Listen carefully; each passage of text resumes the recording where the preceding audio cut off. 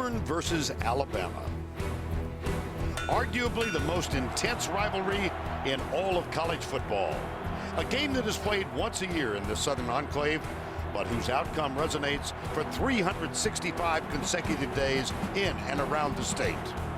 A game in which your most vivid dreams collide with your worst fears. A brother versus brother battle of wills, dividing families and loyalties. Opposites, yet with so much in common. Alabama, the defending national champs, relegated to spoiler this year with a chance to ruin Auburn's dream season. Mark Ingram, the reigning Heisman winner, and Cam Newton, this year's presumptive frontrunner, sharing a stage. The vaunted Tide defense challenged with stopping the improbable Tiger offense. Two teams, one state, meeting for the 75th time in the game known simply as the Iron Bowl. How about this? This guy's unbelievable. You can't do this stuff. Oh my gosh! Now, fire up the crowd for the win. He nailed it!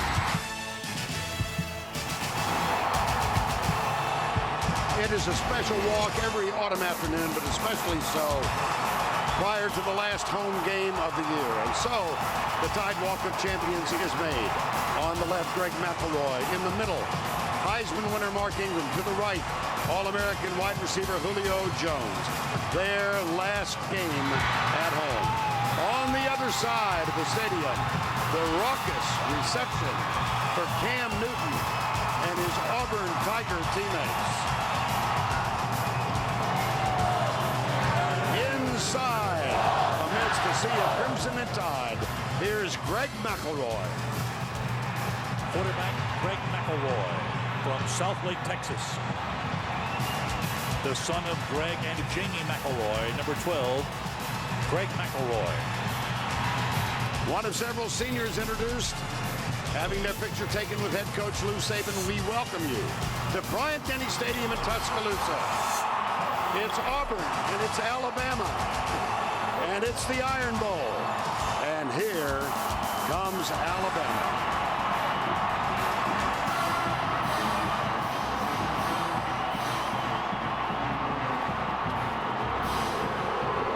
The undefeated Auburn Tigers.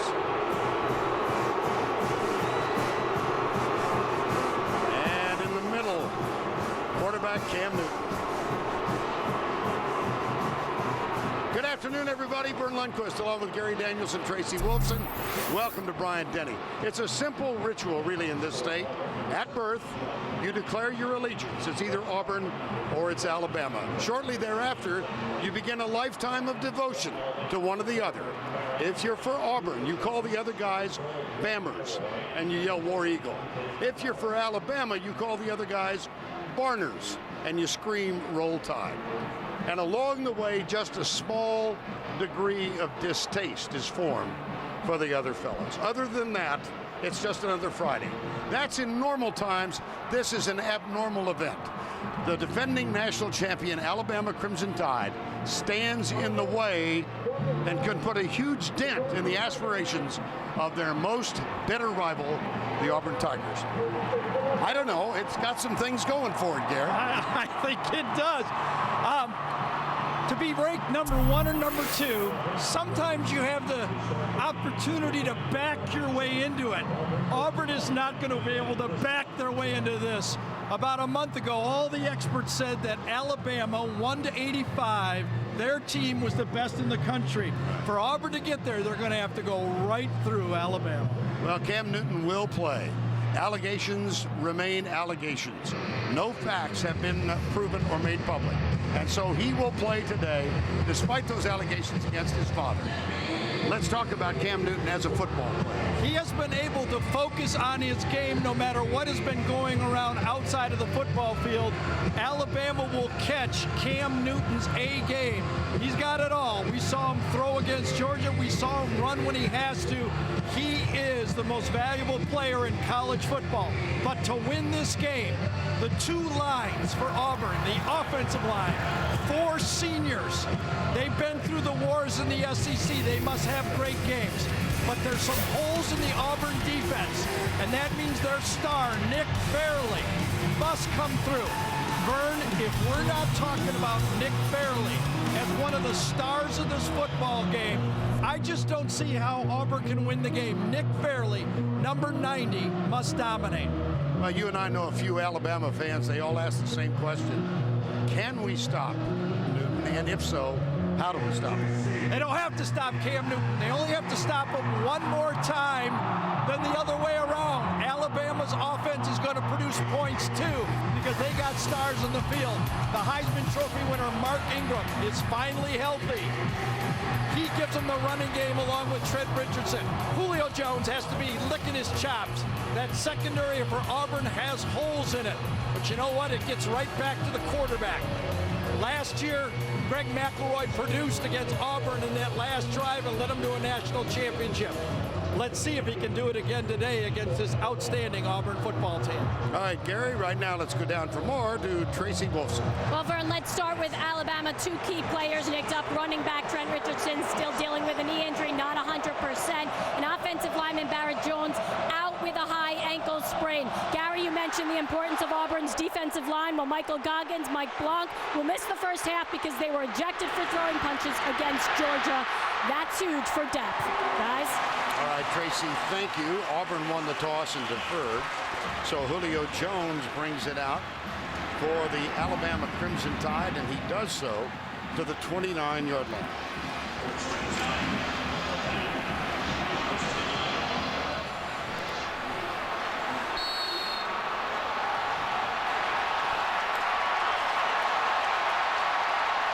First down, 10.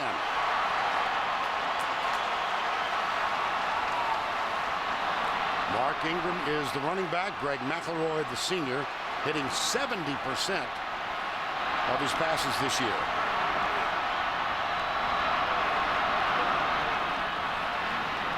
McElroy on a strike. Julio Jones. Well, Greg McElroy, 2-year starter now, national championship a year ago, having a splendid senior season. Over his career, 66%. And in just this season, he's thrown for 17 touchdowns. One off the single season record, 23-2 as a starter. And you can tell the coaches trust him to start the game out with a pass like that. Second down, 1. Play action. McElroy goes the other side. And that one's caught by Darius Hanks, number 15. And a little jawing starts right away. Let's introduce you to the Alabama offense presented by Chick-fil-A. Carpenter, Warmack, Lehos, Steen starts for Barrett Jones, the senior, at right guard. Fluker is back at right tackle. It's Jones, Dial, Ingram, Williams, and Darius Hanks, who just got the last pass. There's an early Wildcat. Yep, Mark Ingram is the man back. Handoff Jones, reverse. Marquise Mays gets a block from Dial.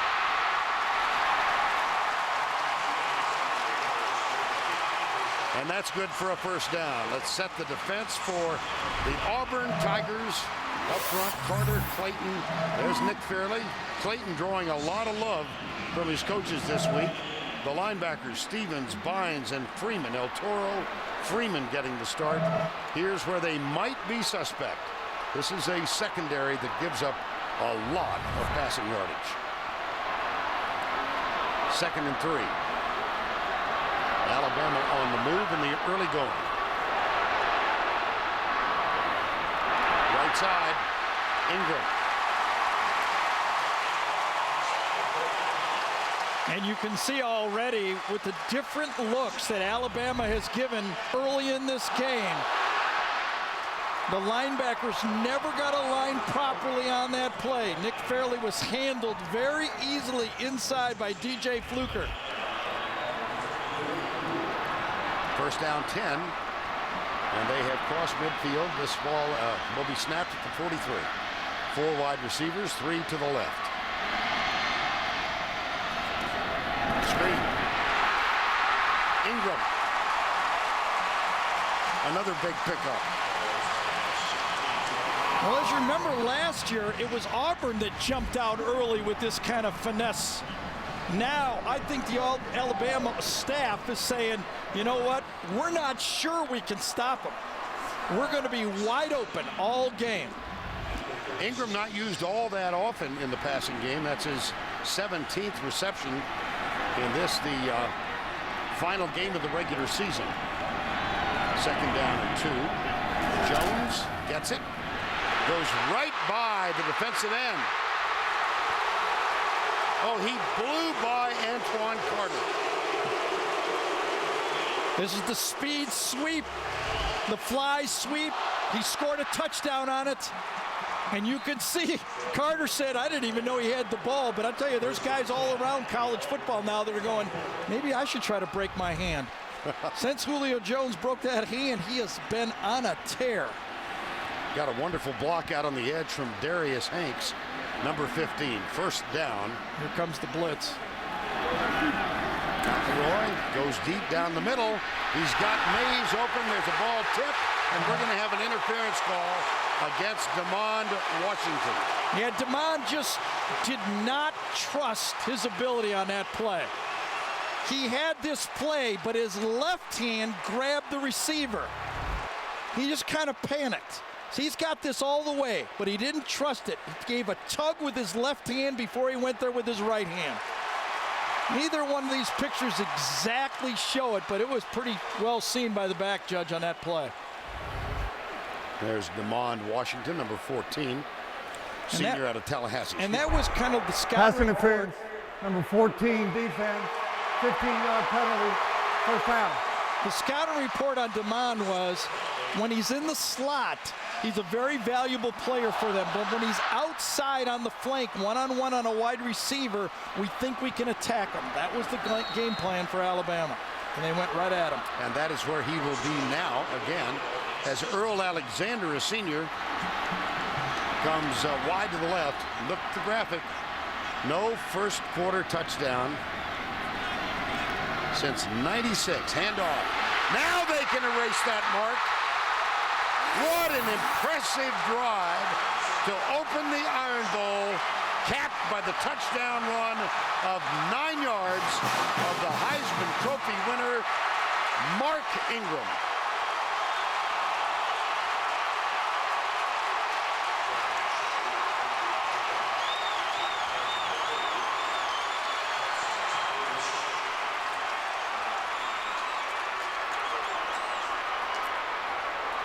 Extra point is coming from Jeremy Shelley, number 90.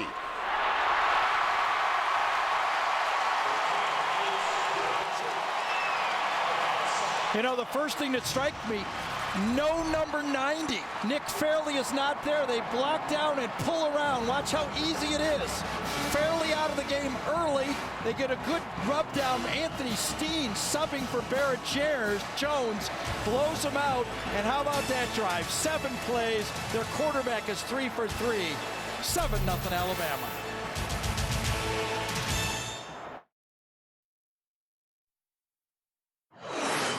LG, as a proud NCAA corporate partner, presents great SEC rivalries. Roll Tide! It's all about tailgating, flag waving, drink shaking, face painting, always and celebrating, trash talking, no mistaken sound, love, spiritual, ritual, Calabasas. All day Dixie Way, Saturday in the South. The Iron Bowl's cooking, brother.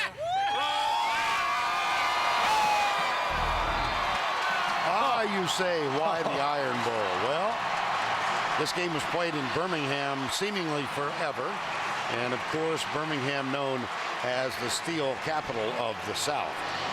Matter of fact, Auburn made its first trip here in some 99 years back in the year 2000.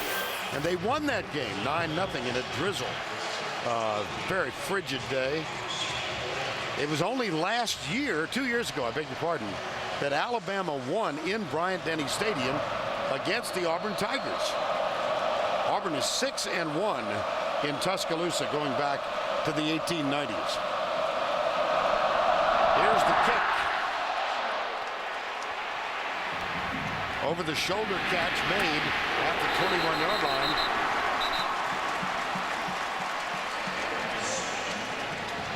You made the point, Gary. There was no Nick Fairley on the touchdown run. We said we need to talk about Nick Fairley. He would be playing right here. He was not in the game. Watch him get doubled out of there, blown right out of the play, his replacement. And we said if we're going to talk about Nick Fairley, he has to be a star, not a guy walking to the locker room. Now, I wonder if that is still the problem he had from 2 weeks ago against Georgia when he hurt his shoulder. Tracy's all over it. You get a report as soon as she gets some information. On first down, Newton hands it off. It goes to Michael Dyer. He gets nothing. Tracy does have information. Let's go down to her right. Gary, you are exactly right. Nick Fairley came off. He wasn't in a lot of pain, but it is that left shoulder that they are looking at. They did take him into the locker room, and I was confirmed by Dr. James Andrews, the renowned orthopedic surgeon for both teams here. He told me that is exactly what they're looking at in the locker room right now, guys. All right, Tracy, thank you. Second down. Newton out of the gun. 4 wide receivers, 3 to the right. Flags. Yeah, Alabama's misaligned. Too many players on the field.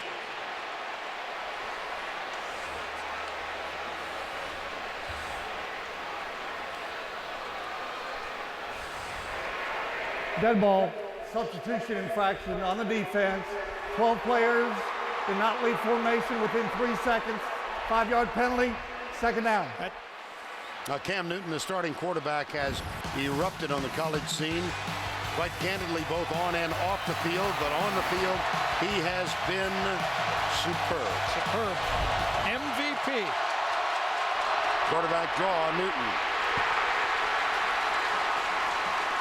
And we'll check the Auburn offense presented by Chick-fil-A. Offensive line has been outstanding this year. En route to 11 wins. Zimba getting his 50th start in a row today. That's an all-time Auburn record. Adams, Smith, Dyer in the backfield. Zachary, Cody Burns, a former quarterback at wideout. Cody Burns was the Auburn starter in this game 2 years ago when the team lost 36-0. 3rd and 1. 4th and 2. Dante Hightower with the tackle. Boy, Hightower hits this one right in the mouth. Watch Hightower. They pull the guard. He goes right back door and makes the play. Woo! The theme for Alabama all week is, it's us, it's not them. If we play our game, we will win. On 4th down, here's the senior Ryan Shoemaker. Short punt. Marquise Mays will let it bounce, and it takes a bit of an Auburn roll just inside the 20-yard line. 3 and out for the vaunted Auburn offense, averaging 505 yards per game. They got 8 on their first 3 plays. Dante Hightower.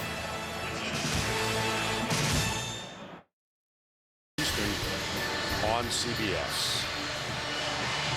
Vern, a lot of people that were picking Auburn to have a good year this year wasn't really about Cam Newton. They knew he was a good player, they didn't know this good of a player. It was the schedule. This is only their 4th road game of the year. The other 3's combined record is 17-16. Everyone knew that Auburn had a very manageable schedule this year until this game. Here's McElroy rolling out, tosses it out. It's caught by Preston Dial, the senior H-back. Trent Richardson was also on the field for the first time And down at the far end of the field, Nick Fairley has come back on. Mike Goggins and Mike Blanc are sitting out the first half of this game because they were involved in fistfights at the end of the last game. So by SEC rule, they are out until the third quarter. Here's Nick Fairley, and he is back on the Auburn side. Yeah, that's the one game that maybe the bye didn't pay off. Yes. McElroy always got it wide open. Julio Jones, no flags, 68-yard touchdown.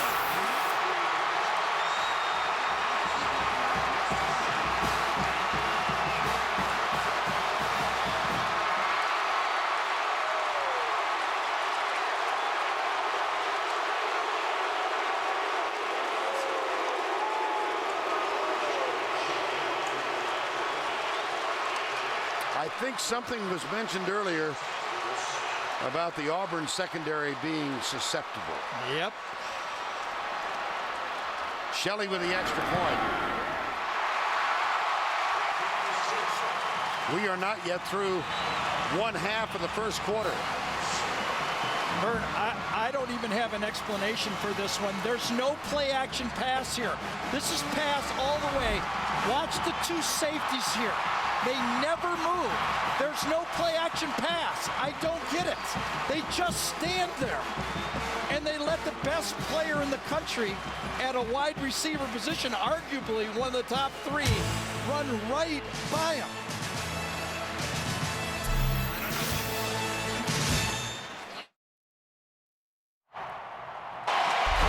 Got a sports fan on your gift list?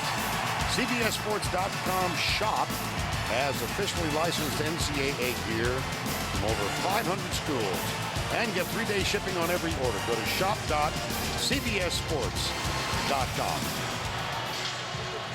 68-yard touchdown strike. Damon Washington is back to return. So also is Ontario McCaleb. 14-0. And Julio Jones has tied DJ Hall for the most receptions in a single season at 67.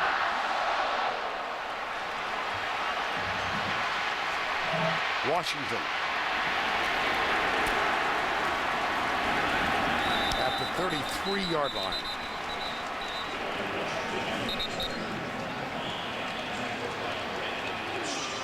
Flag down.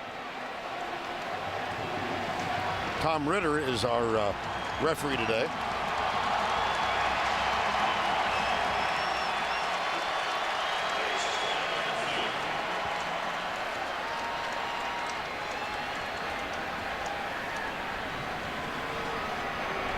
Offside, number 19 of the kicking team. That 5-yard penalty will be tacked on to the end of the run. First down. Now, Gene Chizik in his second year as a head coach at Auburn, and deficits not uncommon to this team. 4-2 when trailing by 10 points or more under Chizik. It's happened 3 times this year, including in their last outing when they trailed Georgia 21-7. And just a flip-flop of last year, remember, in this game, it was Auburn that was ahead 14-0, and Alabama fought back. Here's Newton. Well, there's stop number 1. And guess who? Marcel Darius. Darius is lined up at defensive end right there, and he's got to stay and play the quarterback. You can let everything else happen for Auburn. Anybody else can beat you if you're Alabama. If you're a defensive lineman, you do not run past number 2. Newton with a lot of time. Now he has no time. Courtney Upshaw.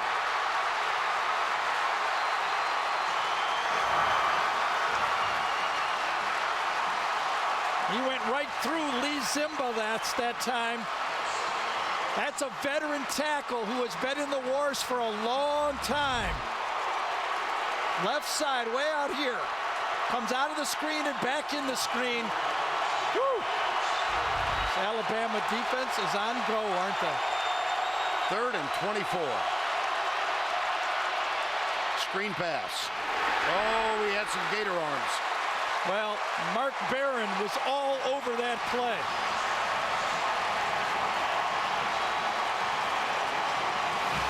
Vern, I've been coming here, you know, what, 5 years. I have never heard it this loud. I mean, as fired up as the Alabama football team is, I think the crowd's more fired up.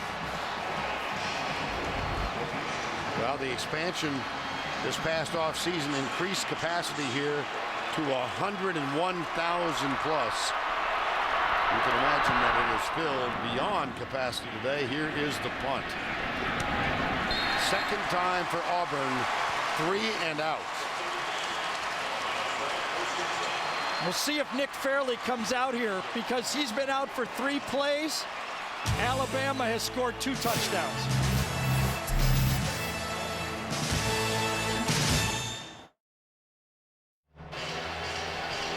Nick Fairley back on the field for the Auburn Tigers. Injured 2 weeks ago against Georgia. Yes, Aaron Murray was scrambling on a play, and Nick Fairley was coming across the play, goes over the top of him, and that's the play he hurt his shoulder on. Had to leave the field afterwards, and then early in this football game, we think we found Fluker is blocking down on Fairley, and I think Zach Clayton, his teammate, comes across and hits him again, and that's what re-injured or re-aggravated that shoulder injury. And he is back on the field now.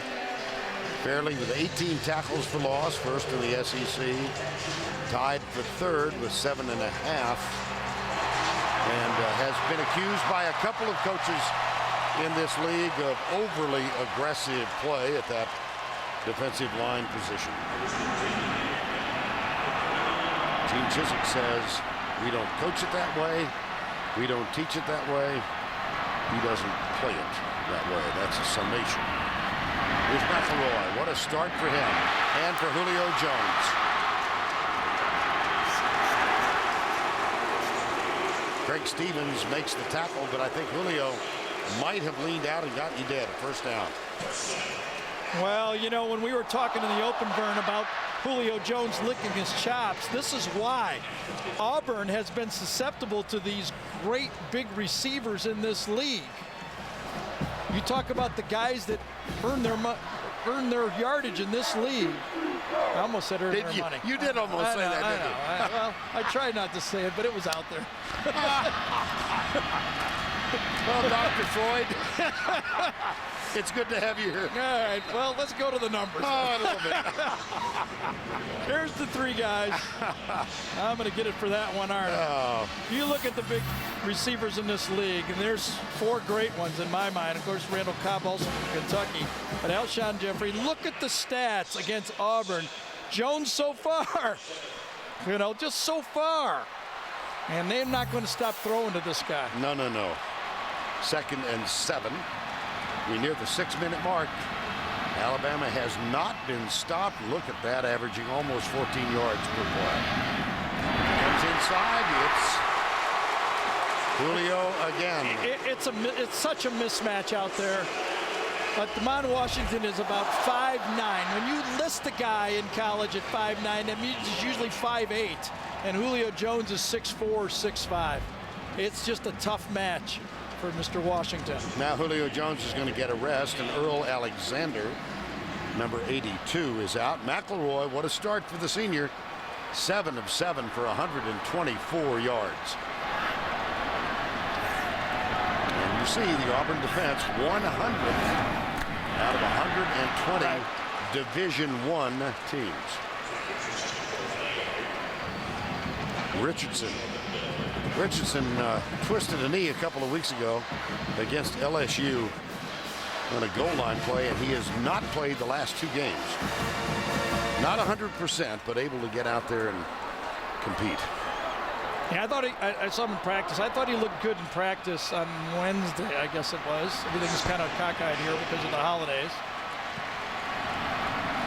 Darius Hanks goes wide, a little confusion, and Alabama is going to have to call timeout.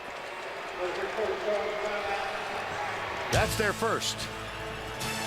The Iron Bowl from Tuscaloosa. It's been all Crimson Tide so far.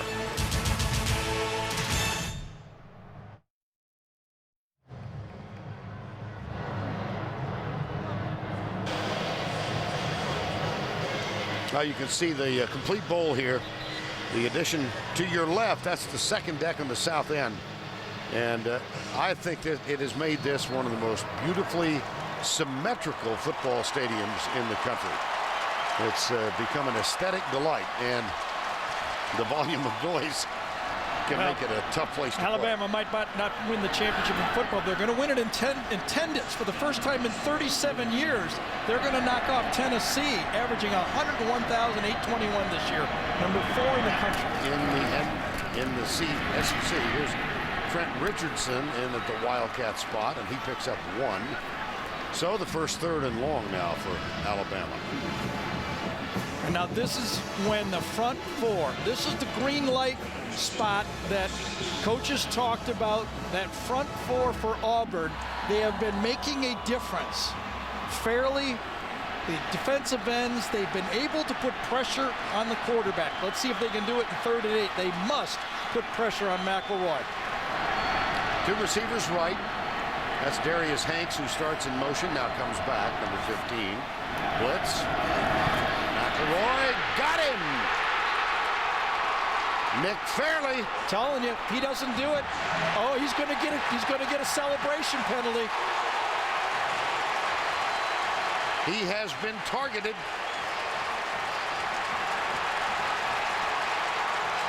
And Vern, they would have thrown this on anybody, though. Yep. He made a tremendous play. Unsportsmanlike conduct, number 90, defense, 15-yard penalty, 4th down. I don't know. I don't think so. It's still not a first down, though. It's about, what, 4th and 4 or something like that? 4th and 5. Yeah. Well, I'm not so sure about the excessive nature. No, I thought that was a pretty good play. Yeah. I thought he was. It's right on the hairline, though. But he's got a spotlight on his forehead. Yeah, you're probably right. 4th down. 4th and 4. McElroy, nobody open. Hit as he lets it go. It is caught. Marquise Mays. Boy, at time, McElroy went to about his 4th receiver on the play.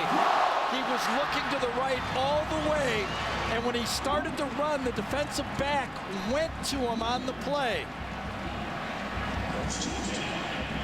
Went to the quarterback, and there's the throw. Let's see, you only need 1 foot, remember? Yes, he got it. I think it was Nico Thorpe that left the receiver and went for the scrambling McElroy, and that's when McElroy made the throw. On 1st down, handoff, tackle at the line of scrimmage. Trent Richardson, and this was El Toro Freeman, number 21, who's getting a start at linebacker today. It's a really fine line now for Gene Chizik with Nick Fairley. He doesn't want Nick Fairley to lose his aggressiveness because he needs him to get those sacks. So he had to talk to him. He had to say, play smart, play aggressive, but play smart. He can't have him slow down. 2nd down. Ingram back in. Quick setup inside. Julio Jones. 1st down at the 12-yard line. Nico Thorpe, number 11. McElroy is 9 for 9. Ted Roof, the defensive coordinator, tries the bear look this time. And that time it was Zach Clayton, number 98, that got in there with the pressure. But on a 3-step drop and number 8 to the outside, that's almost a gimme. Julio Jones, 5 catches, 108 yards, 1st down 10.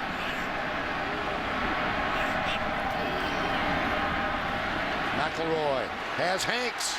Touchdown, Alabama. Darius Hanks.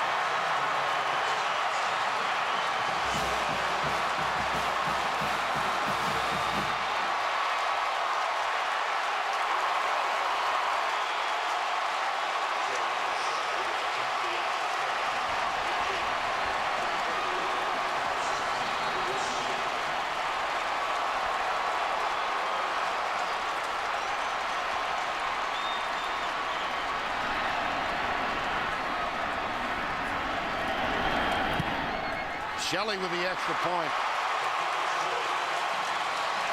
Right from the snap, Greg McElroy didn't have to be an Oxford candidate to know there was nobody back here.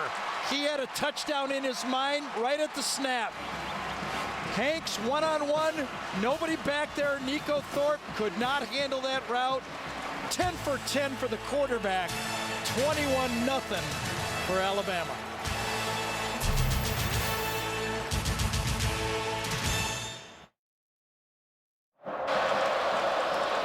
.21-zip. McElroy 10 for 10. And let's think back. Remember, Nick Fairley had the sack, would have produced the punt. He gets up, gets called for the unsportsmanlike conduct, gets a 15-yard penalty. Alabama hits the 4th down play, and then the pass to make it 21-0. Greg McElroy has started this game out 10 for 10. 156 yards thrown in the first quarter.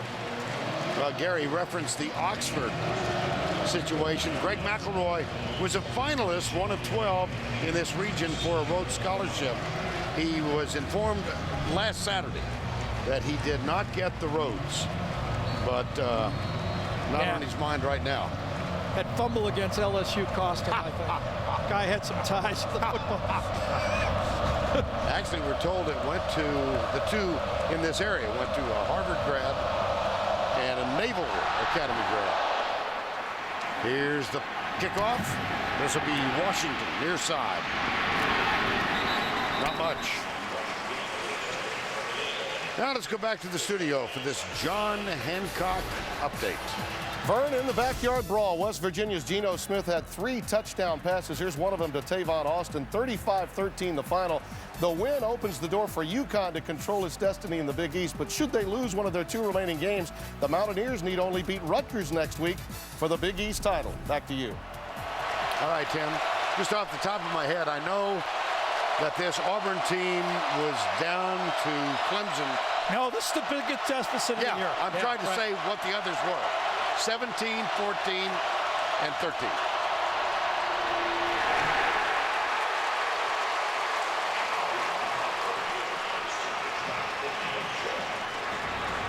Well, Auburn has scored in 21 consecutive quarters. Last time without points was the 3rd at Kentucky. They won that on a last-second field goal following. They're going to have to hurry up, aren't they? Yep.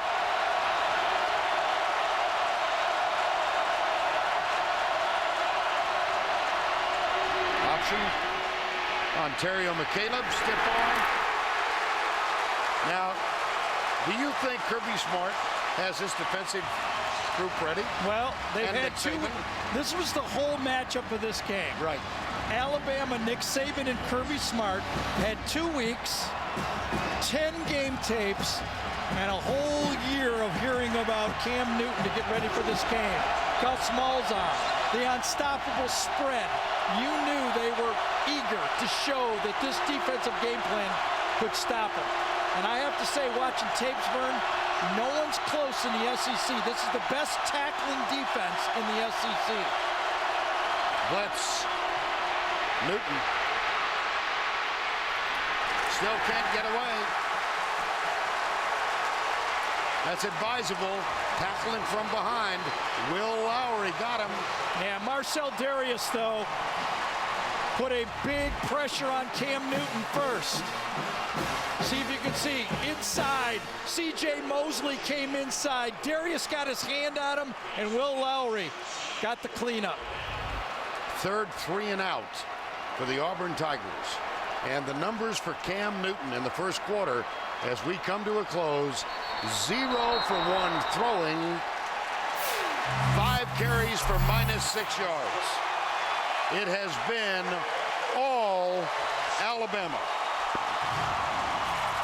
That's the end of the first with the score remarkably 21-0. We'll return to Brian Denny after this message and a word from your local station.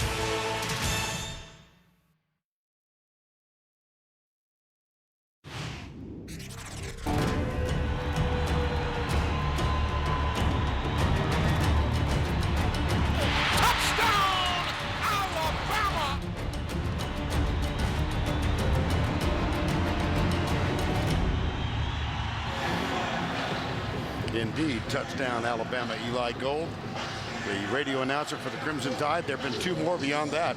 And as we start the second here at Bryant-Denny, 21-0. And Marquise Mays getting ready to return the punt of Ryan Shoemaker. 3-3 and out for the Tigers of Auburn. Shoemaker's first punt, 48 yards. This is Mays at the 28, avoids the first man. Flag is down. He's not. Going right. Slips another tackle and is out of bounds up near the 40, but I believe this is going to go against Alabama. Looks like there might be an illegal block in the back on the near side.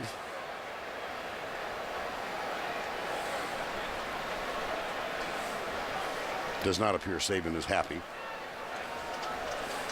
Took a penalty to get his outlook turned the wrong way there, didn't it? Right. During the return, illegal block in the back. Number 24, the receiving team, 10-yard penalty, first down. All right, we start the second. Vern, Gary, Tracy's down on the sideline. I give you your choice. Flip a coin.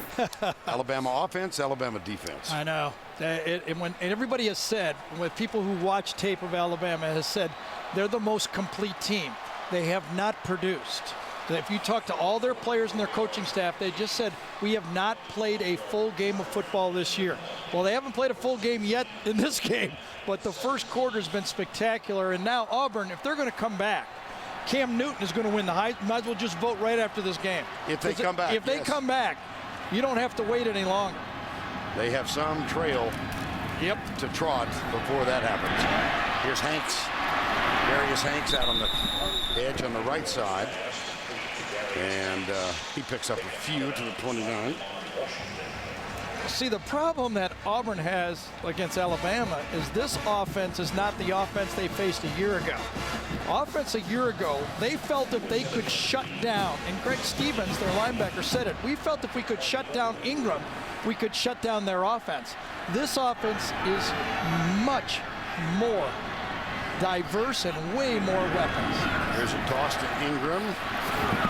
You know, Mark Ingram was among those who said to us yesterday, we have not played a complete game, and was looking forward to this one. He actually has a little motivation to play well in this one, despite the Heisman that he won a year ago. In the Iron Bowl, he was held to 30 yards. Right.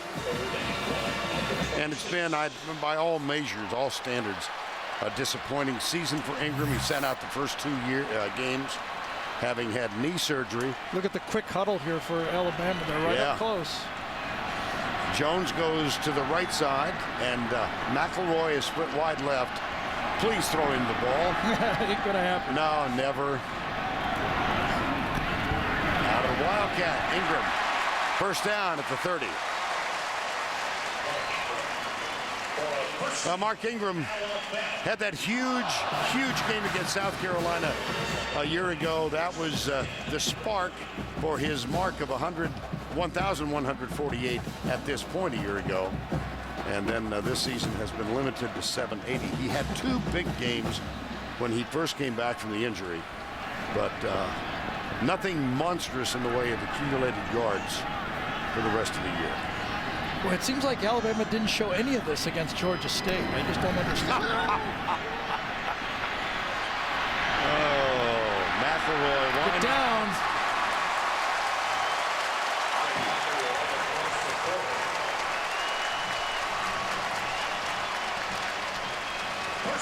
The most underrated part of his game is his ability to sense pressure, scramble, and make plays. Not, game-changing plays, but chain-moving plays.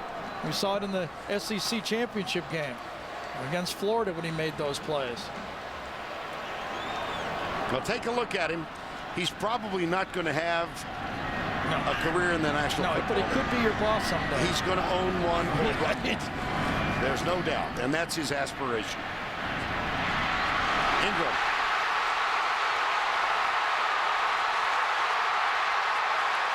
Football. If it goes through the end zone. Either way. Yep, touchback. Touchback, yes. That was punched from behind, too. That's only the second lost fumble in Mark Ingram's career. Second. Antoine Carter, number 45. He's right here. Watch him chase this play down. 50 yards, he doesn't give up on this play. He knows he can't catch him, and he punches him from behind with his arm and rips the ball out, goes through the back of the end zone. His right hand from behind. That's the kind of hustle from Carter on the play. The senior hustling downfield. Probably never in his wildest dreams did he think he could catch him, but he ended up making a play to maybe save the game for Auburn. Mark Ingram lost one last year. He fumbled another in 08. There you have it. 613 touches for the Crimson Tide. That's only his second lost fumble. Tonight, Dave welcomes Denzel Washington, plus music from John Bon Jovi. Then catch the Late Late Show with Craig Ferguson only. CBS. I'll see if Auburn can find a spark in the touchback after the fumble by Mark Ingram. They have shown nada on offense so far. Matter of fact, they're in negative territory. -7 total yards of offense. Here's a flip. Is that a forward pass, or that is? What? Incomplete. Vern, against Georgia, Cam had a great throwing game, but he got away with a couple of things. Now watch his footwork on a short pass. That's no big deal. But later in the game, he had some success. Watch his off-balance throws. He kind of takes his feet and then just never goes through the throw. He lets it go. There's the flip a little high, but it's caught by Zachary. They're still looking for their first down in the ballgame. He doesn't really go through with the throw, and a couple times in that game against Georgia, he has to be very careful that he doesn't get into a rhythm of not throwing in balance against this Alabama defense. 3rd and 1. 21-0 Alabama. Newton. He does get to move the chain, but pretty good defensive effort by the Alabama front four. Here's a stat for you. Against Georgia 2 weeks ago, Auburn made 10 third down conversions. All 10 were by rushes by Cam Newton. Now they got one in this game, and it came from Newton. Handoff, Michael Dyer. And he's out to the 35. Luther Davis, number 96, made that stop. So what do you do if you're Auburn? You got shocked, you got slapped in the face, and you're still facing a very solid defense. 2 weeks ready for you. You just got to do it slowly, one first down at a time. Reverse. Zachary. Everybody stayed at home for the Crimson Tide. Luther Davis is there. Gentry is there. And it's a loss on the play. Well, I'll tell you, it's like this Alabama defense. Not only are they beating the offensive line up front, it seems like they're in the huddle half the time. I mean, they're doing more than just making piles up front. That defensive line for Alabama is winning against these seniors for Auburn. Newton, pressure, finds a man open, and he drops it. Terrell Zachary had it right in his hands with at least 10 yards of open space around it. I tell you, Cam Newton dodges the blitzing. I think it's Lester that was blitzing. Then he throws a jump pass. Look at the jump pass right there. Just going the other way against the momentum of Zachary, and he drops the ball. Ryan Shoemaker is on to punt. Marquise Mays. He would have made a first down, too. There was sure no one there.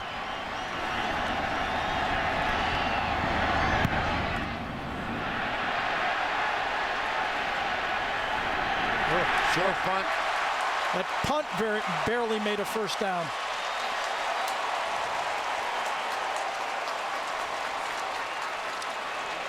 21 yards on the punt. CBS Sports coverage of the Home Depot SEC will continue after this word from your local station.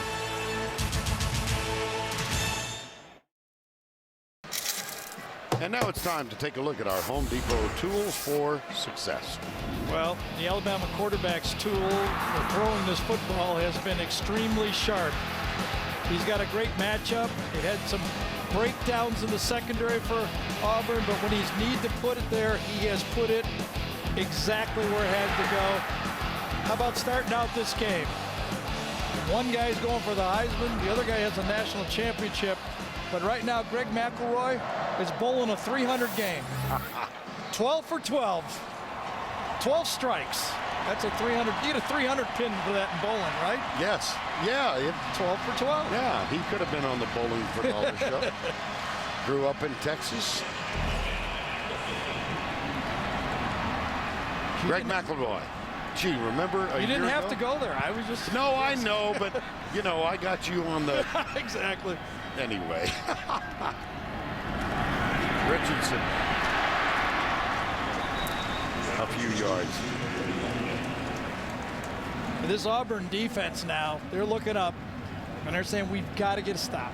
We must get a stop. Ted Roof has had good, the defensive coordinator right there, has had good second halves. Remember, Georgia started out 21 points in that first quarter, only scored 1 touchdown the rest of the game. But they need it now. To stay in this football game, they cannot give up another touchdown here in the first half. McElroy, play fake, comes to his left, under pressure, heaves it away, out of bounds. Nosa Igwe was the man, number 94, who was in McElroy's vision. There's Igwe, redshirt freshman from Mansfield, Texas. We have said that in this situation, the front four for Auburn has made plays. Fairley has 1 sack, but a penalty on top of it. See if he can do it here. 3rd and 5.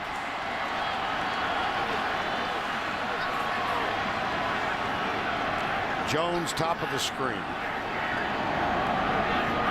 Bump and run action against him. McElroy under some pressure. Steps up. He's got a man open. It's Julio.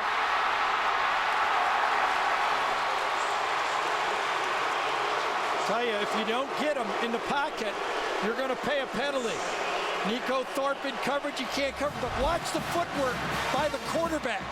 McElroy, he dodges the blitz and then doesn't panic. One-on-one to the outside. That time was created that time because McElroy was beautiful in the pocket. Watch this. Clean goes right around Carter that time and then makes the throw. Carter was basically unblocked, and McElroy got that off. Richardson in, McElroy under center. 1st and goal. McElroy. Richardson dropped it. Wow. Oh.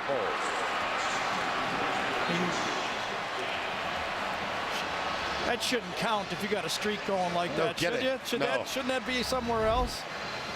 Shouldn't that be an error? Still got a no-hitter going or something like that? Gee, man. And Richardson, much more than Ingram, has been used in the passing game.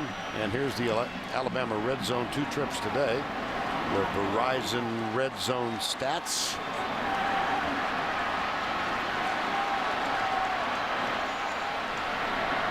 Wildcat. McElroy wide left.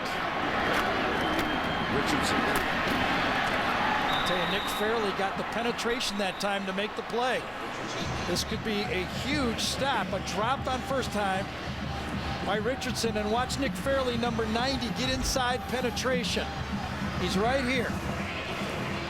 Blocked down, doesn't get to him, crawls forward and throws himself on the play. Yes. Couldn't get it cleared fast enough. Sorry there. Josh Bynes came up to clean it up, and now it's 3rd and goal.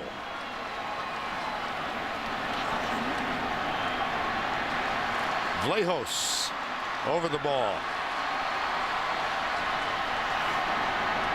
Hanks joins Jones. McElroy incomplete. Intended for Hanks. Coverage from McNeil. Well, the first down drop just started it going the wrong direction, didn't it? This time, good coverage to the outside. McNeil was forced a wide throw. And a huge stop by this Auburn defense. Alabama, as they have all year, uses a short field goal kicker, Jeremy Shelley, and a long Cade Foster. So here's Shelley. This is from 20 yards out. And Jeremy Shelley now for the season is 11 of 15. Longest is 42. So Gene Chizik, looking for any kind of sign of life, finds some encouragement. They held to 3 instead of 7. Tis a gray, overcast day, but the blimp's up there, and thank heaven it is. Our aerial coverage of the SEC on CBS Sports, provided by Goodyear. Front moves through here overnight. Heavy rains and a severe temperature drop. It was 80 degrees here yesterday. This morning, 42. And at game time, hovering between 45 and 50, but supposedly this front is going to move on out of here, and the skies are expected to clear later this afternoon. That's as much as I know about weather. Seems like the Alabama sideline is bright sunny for their Yeah, it does, doesn't it? They look happy as can be over there. What are you talking about, bad weather? Here's Cade Foster to kick off. That's taken by McCaleb, near side. Bumped out of bounds. Good coverage downfield on special Good teams. directional kick that time, too. Daquan Mincy. Well, the Alabama Crimson Tide won the national championship last year. Auburn trying to win it this year. And that leads us to the... Come on, Duck. He's not going to come out. The Affleck trivia question. Oh, I missed him? Yep. I missed the Duck. Duck? There, yep. No. He did it quicker. It's Thanksgiving. He was very, very nervous. Yeah, the Duck. He heard a lot of whack, whack, whack. Anyway, only one state has provided back-to-back national champions. I can't believe you missed it. I missed the Duck. Yeah, boy. I tell you, the matchup that intrigued me in this game was the two guys that are calling the shots in this game. Nick Saban, who was at the peak of his career at LSU and he gets the Miami Dolphin job. At the same time, Gus Malzahn, the offensive coordinator, was a high school coach. I wondered, and I think a lot of the people in college football and love football wanted to know, what would Nick do against this spread? Yeah, sure. Second down. Sweep right. Great defensive pursuit. Yes. And I've been asked, and here's my first recruit well is number one. Okay. The guys up front have been winning the battles. Marcel Darius, those guys up front, Square, they have been doing the job. Chapman. When you win in the defensive line, and it's why I don't think this offense would work in the National Football League, when those defensive linemen do that, there's just no place to go. 3rd and 5. Newton has a man open. It's Cody Burns, who, as we mentioned earlier, was the starting quarterback in this game 2 years ago here. That is a 20-yard gain. Will Lowry with the tackle. A double pump caused Mark Barron to close on the play, and Cody Burns went right by him. Michael Dyer popped. Mark Barron got him. Yep. There's a flag down. There's 3 really All-Americans on this defense. Mark Barron is one of them.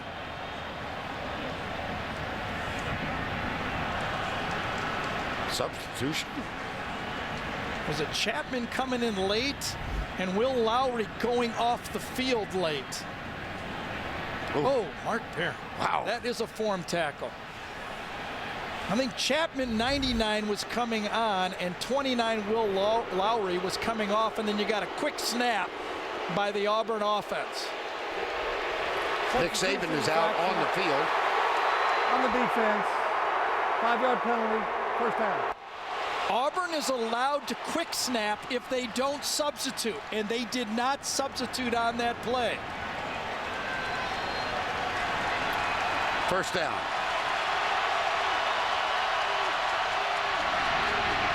Newton, good downfield coverage. Boy, he can't get loose today. How many times this season have we seen him avoid defenders in space? Gary, goes back to your point. This is a really good tackling team. It is a good tackling team, and on tape, and I told that to Kirby Smart, and he looked at me like with dumbfounded, and I said, no, you are. I hate to tell you, you're one of the better tackling teams in this conference. But I'll say another thing. The Alabama corners are locking on the Auburn receivers. They have no fear in their eyes. On second down, Newton rolling right. Off his back foot, he completes it. That's caught by Darvin Adams, number 89. And that's going to be a first down for Auburn. Just one more. I don't know if that one was caught or not. You're going to see a quick snap by Auburn here. This might want to be replayed. Oh, they beat it. No. It was stopped. The field judge stopped the play. They're going to review it. Bobby Eilert Jr. Play is under further review. Aha. I think that ball hit the ground. Replay official is Ben Oldham. The catch given to Darvin Adams for the moment. Let's see if we can see it hit the ground. Hightower matching up. Ooh. Oh, the ball. You see that slip through there? Yeah. Yeah, they're going to overturn that. See, one of the differences that the Alabama defense does is they're willing to put their corners in man-to-man situations. There's not a lot of other teams that are willing to do it. Yeah, they're going to overturn that one. And it was third down on the play, so remember, that's going to probably force a punt. Most of the time, I think that they're going to be taken to review this is getting the ball back in the right spot for fourth down. Darvin Adams, leading receiver on the team, and now Tom Ritter. We have a little discussion up here whether it was second down the previous play or was it third. Oh, it was second down, I'm being told. So it would be third down coming up. My bad. You're forgiven. You know, I have this eerie feeling that I've seen this before, okay? And I did a game, Nebraska, the day after Thanksgiving, when they played Colorado. They were the #1 ranked team in the country, and I think they lost 63 to something. Eric Crouch, remember that team? 2001. They actually ended up still playing in the national championship game. Remember all that controversy after losing that game. Right. And I'll tell you something else I remember. Eric Crouch won the Heisman after losing that game. I do remember that, yes. What are you suggesting? I'm not suggesting that. Here's what I think. If Auburn, considering that TCU and Boise State have played the way they've played, considering what Wisconsin done, another team, they better make this game a lot closer if they lose. It has to be a hair loss. If they get blown out here, I don't think the voters are going to be kind to them. After further review, the pass is incomplete. Third down, 7 at the 47-yard line.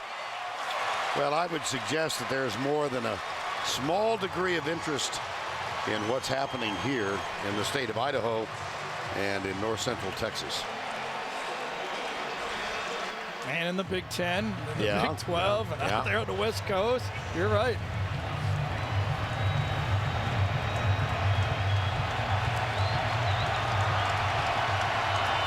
So it's second down. No. Third, I beg your pardon. Yes. Okay, that's one each. No, you're right. Now Nick's out on the field again at the 50-yard line. Yeah, he knew the down marker was wrong. He knew it was third down. Too much turkey for too many people. Nick was confused, but we don't make as much money as Nick. He should know that thing, shouldn't he? Yeah, you make $4 million a year. You're not allowed. No errors. There we go. They got their dime package in. Was Alabama. Blitz. Newton finds Cody Burns, first down at the 40-yard line. I think this is the way that Auburn will have to open up the game. It will be with Cam Newton's arm. I think it's pretty clear that they're not able to block this front, this sold-out front by Alabama. He's going to have to do it with his arm. First and 10 from the 40. Quick hitter at left tackle. That's Michael Dyer, number 5. Dyer, the true freshman out of North Little Rock, Arkansas, who turned down the Razorbacks to sign with Gus Malzahn and Auburn. 2nd and 6. Goes deep, got a man open, wide open. Touchdown, Auburn. Emory Blake, number 80. He bobbled that thing, didn't he? And Mark Barron almost got it. It's that play-action pass that Tebow made so famous. Quarterback play action, actually faking the run by himself and then delivering the ball with the pass. That's what they got. They got the pass game. A 2-man route to the outside, and Mark Barron ahead of Emory Blake. 36-yard touchdown toss. Here's Wes Byram, the all-time point scorer. Snuck that one in. Yes. And take another look at Emory Blake getting free. It's 2-on-2 out here. Watch Blake go right down the sideline. Barron pauses for a second. Just a second on the play action. See that? Just him looking inside and seeing the run. The ball was juggled, and then just before Barron gets his hand there, Blake secures it. Auburn gets on the board. Cam Newton with the touchdown toss. 24-7. I heard Brando's ready for me. I have to do some prep work for this thing. That could mean any of several No, things. but Brando, you know, he's that TCU, Boise State guy. So. Yeah, okay. And I don't doubt for a moment that you've done your homework. I had this little iron bowl thing in between. 24-7, 5:08 to go. Richardson and Julio Jones in the deep men, and this will be Julio Jones at the 7.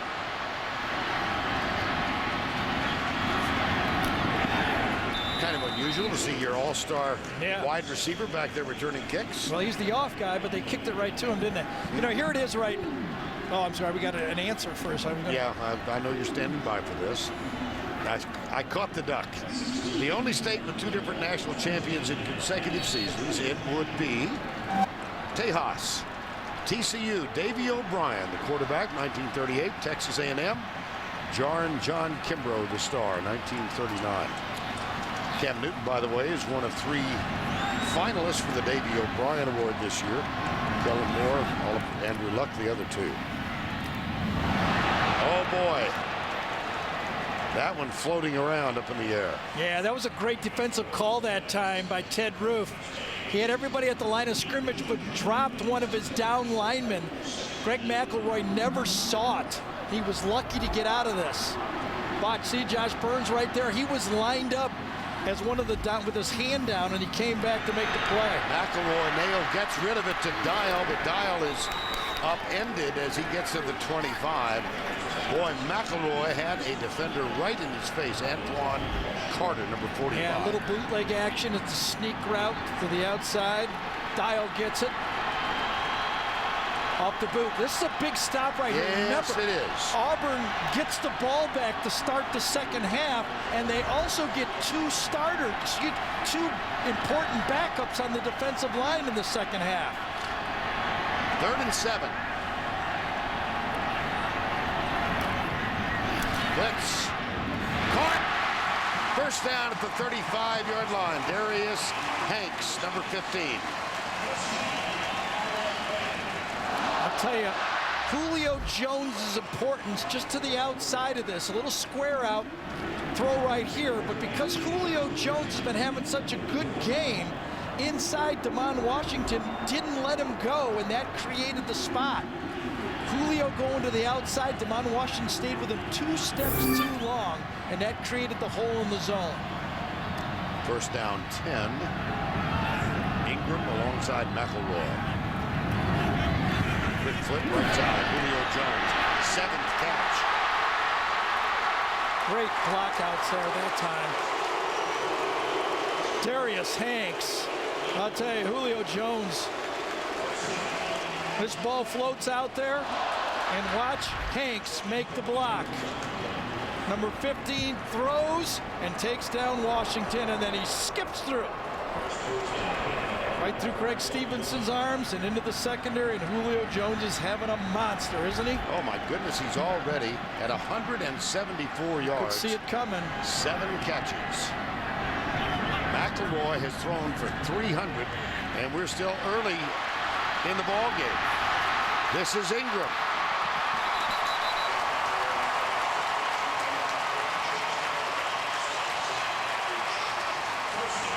$17-yard gain. It's time the screen game. They throw long, they throw short, they go shotgun. Now it's their devastating screen game. Get outside behind Womack. I don't know, there's not a lot of guys that read that screen blocking as well as Ingram does. Offensive coordinator for Greg McElroy is Jim McElwain from Montana. That's Jim with the eyeglasses perched on his nose. I think back to the conversation we had with him last year, and he was concerned that perhaps the job of Alabama quarterback was too big for Greg McElroy. He was wrong, wasn't he? Yeah. Greg McElroy has stepped up. And he's admitted that he was.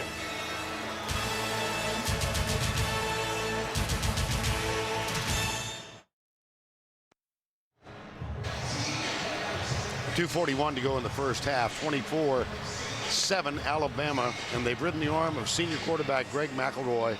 17 of 21 in the first half. He's hit a career high. His previous high was 315.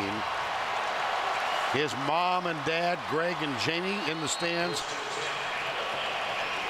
Greg Sr. is a senior executive with the Dallas Cowboys football team. Here's McElroy going right. Ingram. Craig Stevens.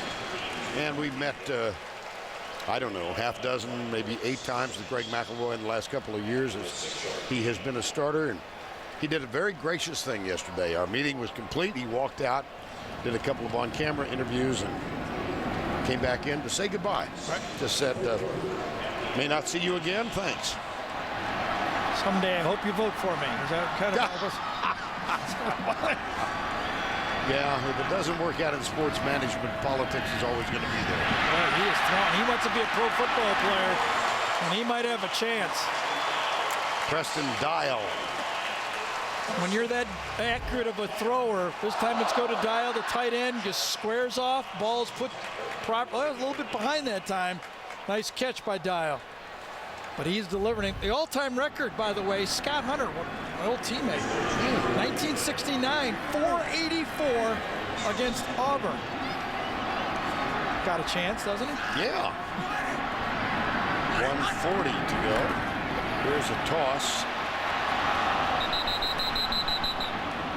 Fumble. It's on the ground to Charvin Bell. Yeah, he did a great job that time. Laid out. Carpenter was trying to get outside number 77, and Bell beats him, splits the block, and makes the play. The ball's loosed. That would have been, that's the second time in one game. 1:10 to go before the break. My gosh, this has been unexpected. Play Hey, he's got it.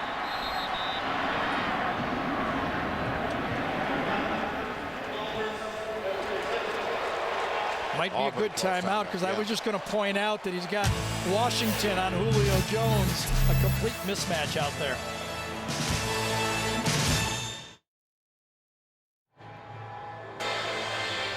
Well, coming up, the Geico halftime report. Tim Spencer, Archie Manning's with him. And when your son is thrown for 335 yards, or your brother, that's Greg, Jamie, and the sister Blair on the right. Looks just like you and me doing soldier. Yeah, we did that one time. Right? Yeah. You wonder now, If it's second down, right here, goal to go, do you not throw the ball twice at Julio Jones? Unless they double team him, and it actually does appear that they might double team him here. Oh, he fumbled. He fumbled. Barely got him again. Yes. I'll tell you. Fairly recovers. He is as good as Mark Richt, the coach from Georgia, said he's as close to Warren Sapp as I've seen. Watch him come through. I think that's him right there. Beats Steen inside. Remember, Barrett Jones would be there. He baits the substitute, and then he crawls back on the football. Huge play. Boy, is that guy quick. What a play.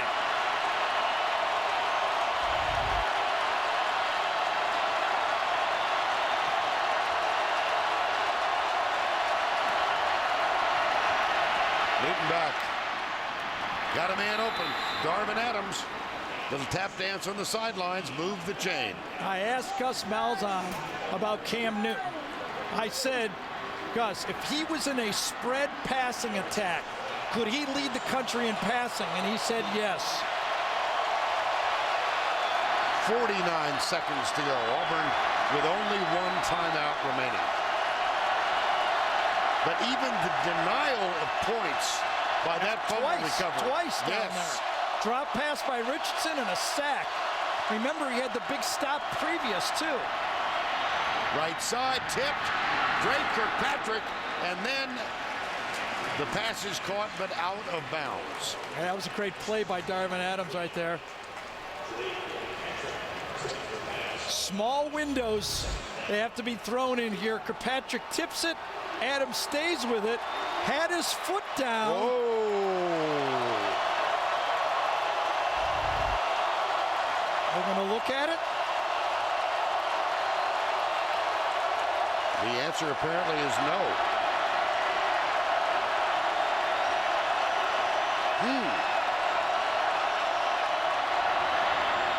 Wrap around. Ontario McCaleb. Hey, C.J. Mosley, freshman, a true freshman. Can you imagine walking in to a national championship defense and starting as a freshman? You know, he was a high school basketball player and track star. He's barely even touched a weight in his life. He's going to grow up to be a huge linebacker. Newton got him. Courtney Upshaw, number 41. Timeout. That is the 4th sack by Alabama. I'll tell you, that's the second time he's gotten Lee Zimba on this with an inside move this time. Man, oh man. I think that front four for Alabama hasn't been challenged to be a difference maker in this game. Well, there was one play a moment ago that was not challenged, was not reviewed.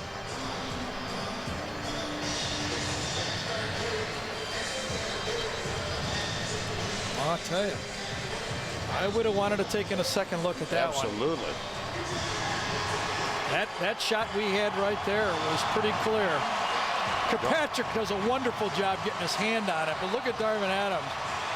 Concentrating one hand, he knows Lowry's going to put one on him, a hit right on the end of the play.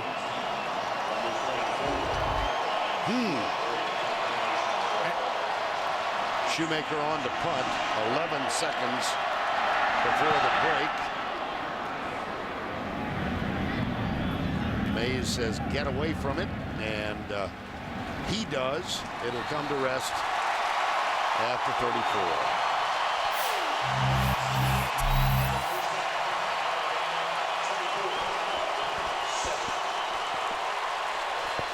McElroy and Julio Jones were brilliant in the first half, leading to a 24-7 Alabama lead.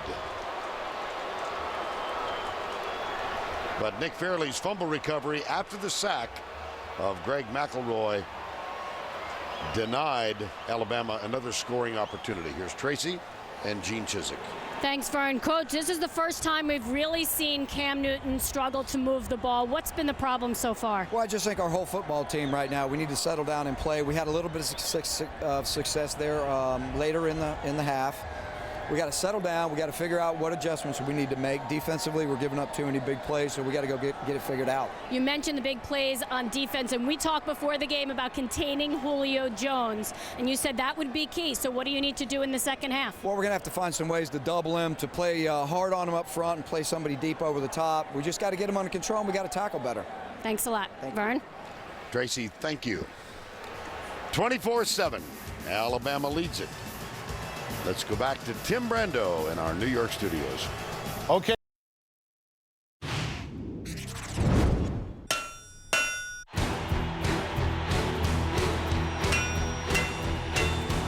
Touchdown, Alabama!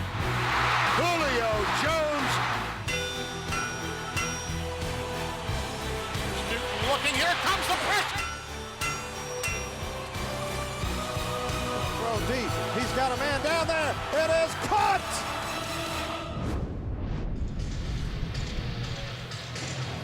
And this is the 75th playing of the Iron Bowl. First in 1893. Let's go down to Tracy moments ago. She's with Nick Saban.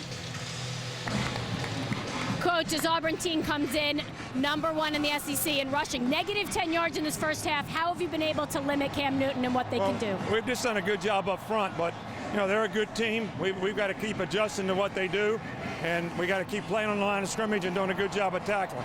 But we got to eliminate the big plays, and we got to take advantage of our opportunities when we get the ball in the red zone. Thanks a lot. Good luck in the second half. I gather he wasn't too happy with those fumbles and that big drop pass. Yeah, I mean, there's 3 more times that point, you know, touchdowns could have been scored. As bad as it is for Auburn, it could have been worse. Yes. Right? Kate Foster, number 43, getting ready to kick off. On your left is Ontario McCaleb, and there is DeMond Washington, 1 kickoff return for a touchdown this year. That of 95 yards. 24-7. Vern Lundquist, Gary Danielson, Tracy Wolfson. Third quarter underway. At the 10, Washington. And he moves it out across the 30 to the 32. Well, what do you think? Can Auburn get back? I was out at practice Wednesday, right, and my old coach, Joe Pendry from the Cleveland Browns, told me this. He goes, Gary, it's blocking and tackling. No matter what the formations are, what happens. And in this game, Alabama has blocked better and tackled better so far in this football game, and that's why they're dominating so far.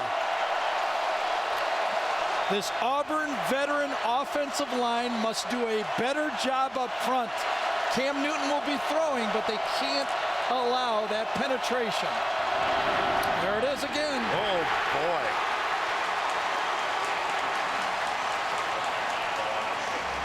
Hightower got him. Yeah, and right behind him was Mark Barron. Right, 1, 2, 3, hitting it. And you know, Vern, against these spreads, I've been saying all year, you cannot allow the quarterback to stand still and do the stutter step. It looks to me like this Alabama front, instead of just playing 2-gap, they're coming off the edges and trying to hit the play in the backfield. Loss of 1. Newton back to throw deep, and he's got Emory Blake wide open. There was Barron, and Barron falls down. It's Zachary instead of Blake. 81 instead of 80. Zachary opens with a 70-yard touchdown catch. I don't understand what Mark Barron was doing on this play. I thought he had an interception all the way, and then at the end he just kind of stood there and never wrapped up the receiver. Well, how about that to open up the third quarter? Hey, this guy is not just a runner. I've been saying it all year. Cam Newton can throw the football. Now you have a football game.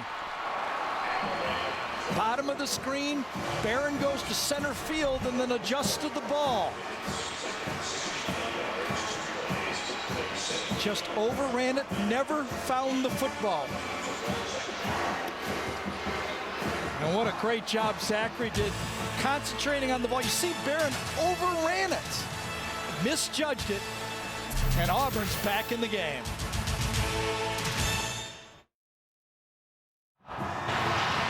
Darrell Zachary's 70-yard touchdown catch has carved 7 off the deficit as Auburn tries to come from what was a 21-0 trailing.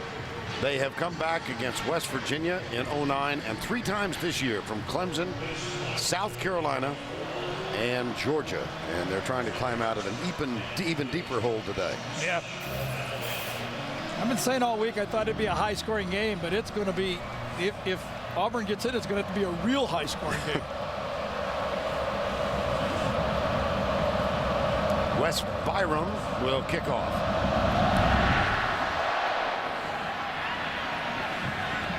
Out of bounds. Oh, ho, ho,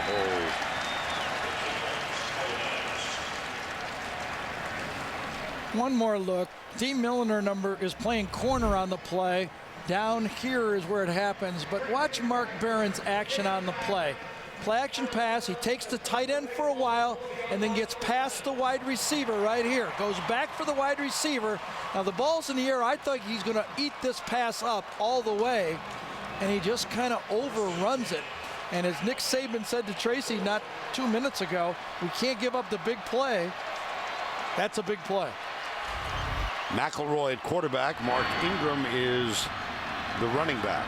On first down 10, the sun starts to peek through the clouds. Ingram to the 45 after that out-of-bounds kickoff. Let's take a look at first half trends. Well, it's going to be all Alabama, obviously, when McElroy started out so hot. Career high in the first half, obviously. Cam Newton, known as a runner and passer. First half, he was mostly a passer, but not the yards you expect. Auburn's rush game. So hot. Consecutive 300-yard games, -10. And, of course, Julio Jones has been a mismatch. Marquise Mays in motion. McElroy throws it behind him. Nico Thorpe, number 15, defending, and he had a better shot at the ball than did Mays. Third down.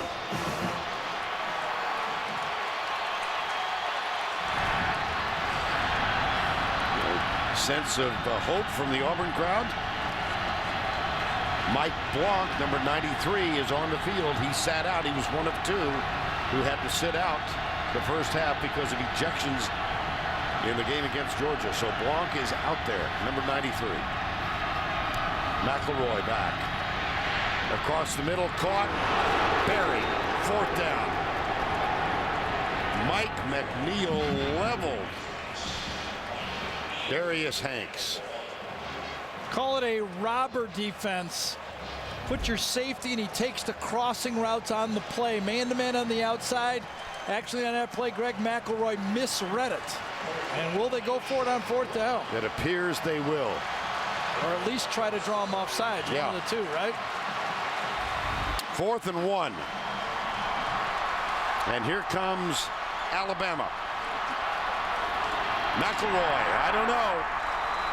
Now the nose appeared to nudge the yellow line.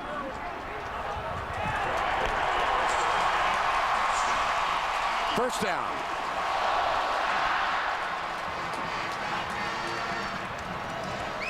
And that yellow line, of course, I've told you over the years, is unofficial. Nice quick count. Good strategy by Alabama. You see Auburn was still lining up, and they caught him in a quick count on the sneak. There it is right on top. You can see it. Good angle right in the crease. First down 10. Alabama. Big cushion out on Julio Jones out there. Hand off right tackle. Mark Ingram, number 22.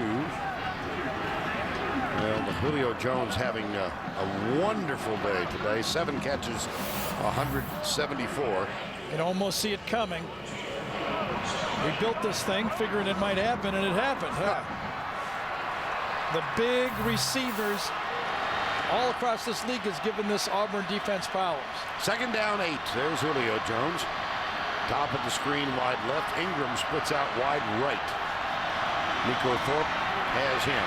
Little pass underneath to Richardson, who trips and falls and is down at the 10. And El Toro Freeman, number 21, was there to make sure he stayed down. Yeah, he beat Anthony Steen that time, the guard. Alabama screen game that is so good, and Freeman did a wonderful job of anticipating that screen and beating the guard to the spot. 3rd and 10. Well, we like to look at matchups in the secondary, but the matchup that's going to count is that guy right there. They have to figure out a way to slow him down. Alabama calls time. So they use one, facing 3rd and 10. We'll be right back. We're out of view from overhead of Bryant-Denny Stadium. Over the avenue to your left, that's Paul Bryant Drive. Aerial coverage of the SEC on CBS Sports, provided by Goodyear. There have been some missed opportunities for the Crimson Tide, Garrett. First play was made by Antoine Carter, number 45. Remember, he pops the ball loose, goes out of the end zone, or recovered in the end zone by Auburn. That was one save. The drop pass by Richardson. And Nick Fairley stopped the running play after that and then got a sack and recovered his own fumble. It caused fumble on the play. Big stops by this Auburn defense, and if they get another one right here, they're going to get back on the field with only a 10-point game. 3rd down 10 right now. McElroy looking deep left side for Hanks. It's tipped and incomplete. That was to Sharvin Bell, number 22. Well, he had one-on-one to the outside. DeSharvin Bell just beat him. Ball was thrown behind again. That ball was thrown behind. McElroy would have got that out in front of him. That would have been a complete pass. But that's what happens when you go man-to-man. You force a perfect throw, and he didn't get one. Cody Mandel is on to punt, his first today. And Quindarius Carr, number 9, has perched at the 10-yard line.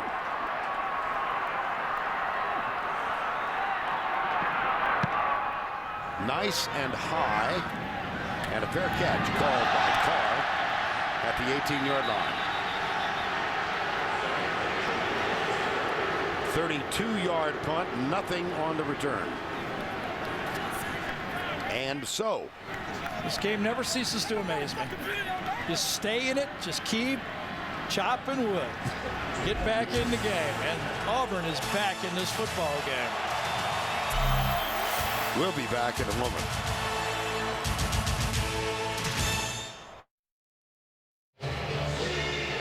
South Carolina Gamecocks have won the SEC East. They do have a game at Clemson tomorrow, but they will make their way to Atlanta for the first time, and they will take on the Auburn Tigers. Auburn has already clinched the spot out west.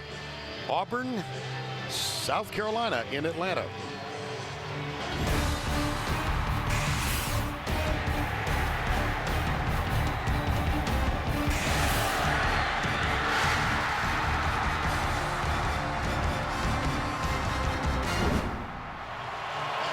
And we will, of course, be there next Saturday afternoon, 4 o'clock Eastern Time. The Gamecocks in the SEC Championship game for the first time. Look forward to seeing Steve Spurrier along with Gene Chizik and the Auburn Tigers in the Georgia Dome. 24-14. Ontario McCaleb is alongside Cam Newton. Into the secondary one of the few times today. And he's still not in positive yardage rushing the football. That's a 6-yard gain, but he's still -4 carrying because in college ball, for some reason, they insist on taking sacks off the rushing total. And Alabama's had 4 of them today. Yeah. They're the worst in the SEC in sacks. McCaleb going around the edge. Get a block on the corner. And Barron forces him out of bounds, but it's an Auburn first down. And now, because of the 2 scores, this Auburn team can now run their entire offense. You get the passing game going, and all of a sudden, the fly sweep game and the run game goes. Cody Burns and Emery Blake, two wide receivers with key blocks to get McCaleb around the corner. First down, 10. They come left side. It's Michael Dyer forced inside by Courtney Upshaw. Well, Cam Newton. Yeah, he can't do it himself. In the first half, that defensive line and linebackers for Alabama seemed to find all of the gaps and defeated all of the blocks, but he's been coming on late. And he can throw the football. Second down, 9. That one tipped and incomplete. It was intended for Eric Smith, the H-back. Yeah, C.J. Mosley did a great job again. Right in the right spot.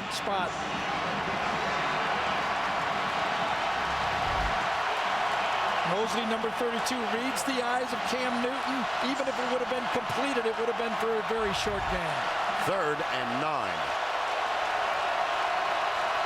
Alabama with 3 down. Hightower is basically their wild card guy. He's half defensive end, half linebacker. And he comes. Newton chased. Heaves it. Incomplete for Darvin Adams. Fourth down. Pressure inside. Hightower and Darius forced Cam out of the pocket, threw it on the run, and you can see behind the receiver, Darvin Adams on the play. Good pass rush. Forced Cam out of the pocket.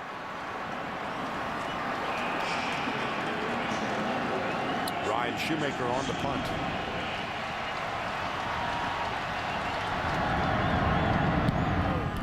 Return on all the way. Fair catch called and taken by Marquise Mays. That's a 36-yard punt. And with the fair catch, nothing on the return. 24-14 with 9:05. When we come back, Greg McElroy at quarterback.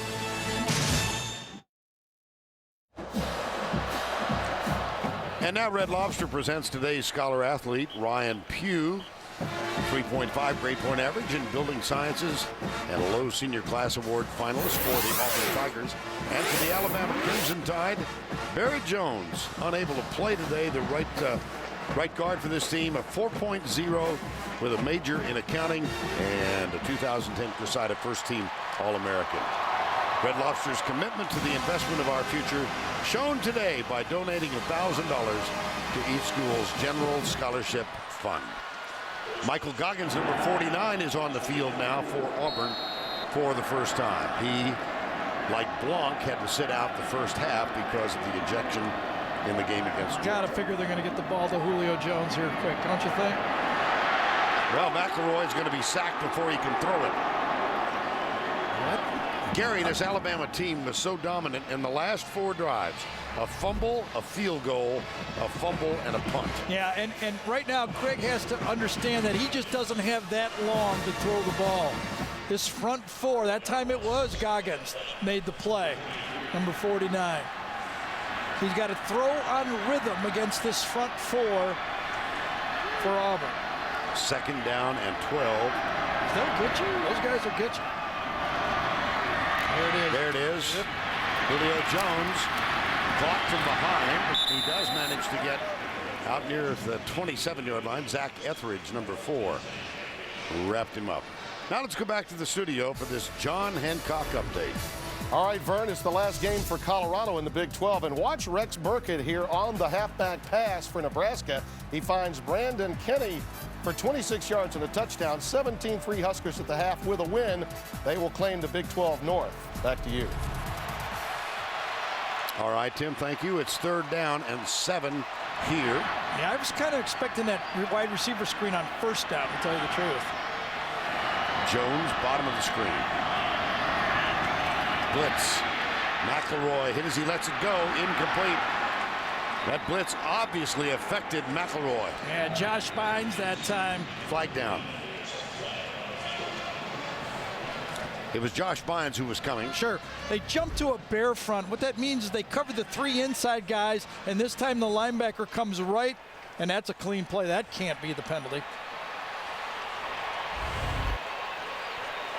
Which obviously was on Alabama. Everybody switching on the field. Yeah.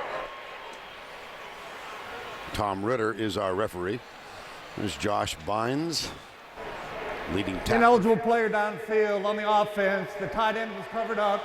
A penalty is declined. 4th down. And so the Tigers will get it back. Bynes, middle linebacker for the Tigers, leading tackler on the team. And Cody Mandel will punt for the 2nd time. It's Quindarius Carr back to return it. He wears number 9 in white.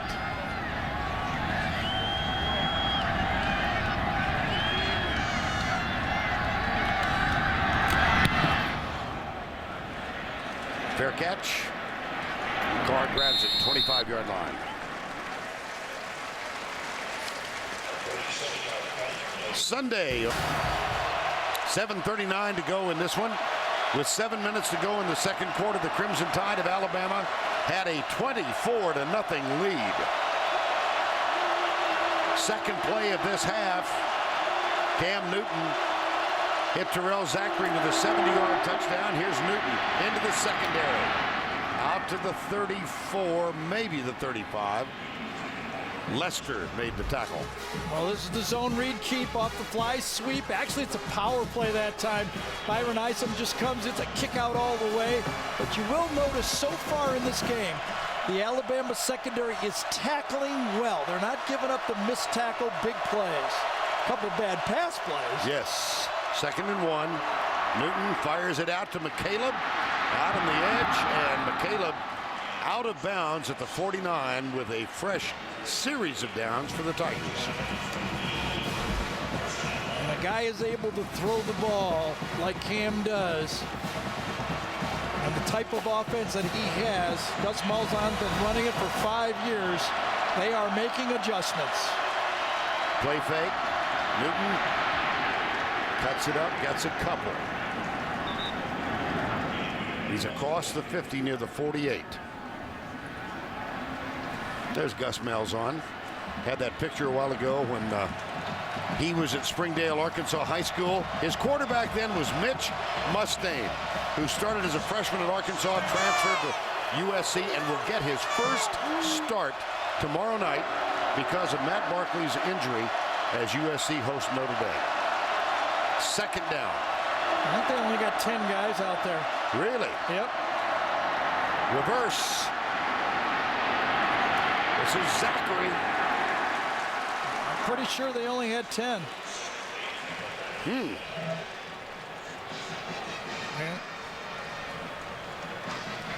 Flag is down.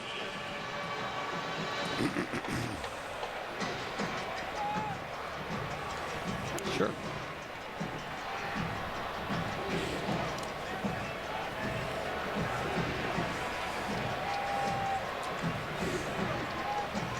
I don't think having 10 is a penalty. No. Well, the indication substitution infraction against Alabama. Substitution infraction on the defense. 5-yard penalty. 2nd down. It just must means that one of their players didn't get out on the field past the hash, I guess, of the numbers. Let's go here. 1, 2, 3, 4, 5, 6, 7, 8, 9, 10. That's it. You can almost see down here on the bottom, Nick Saban was yelling for one more player to get out there. Yeah.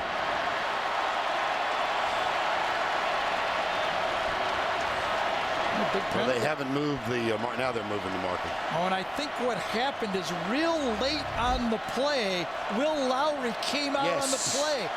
And that's what actually caused the penalty. If they would have just played with 10, they were okay. Handoff. McCaleb around the corner. And a 1st down at the Alabama 33-yard line. Read play. Keep play. Well blocked that time by Zimba. He's had some trouble pass blocking, but that time he did a good job on the run block. Lee Zimba again with the block, and here goes McCaleb. He's got a lot of speed. Not a big guy, 170 pounds. Milner, number 28, makes the tackle. That's a gain of 20. Incredible. You watch his team, good block up front that time by Mike Berry, the left guard, gets it into the secondary. Another successful play, and you can see the speed up to hurry up offense now is starting to take effect.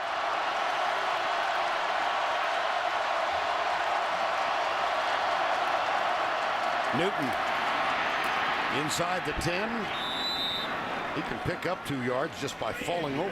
Yes, he can. He's very tough to stop in those short yardage situations.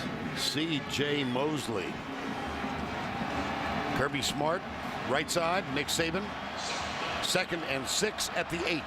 I think Auburn ran that play with only 10 men on the field,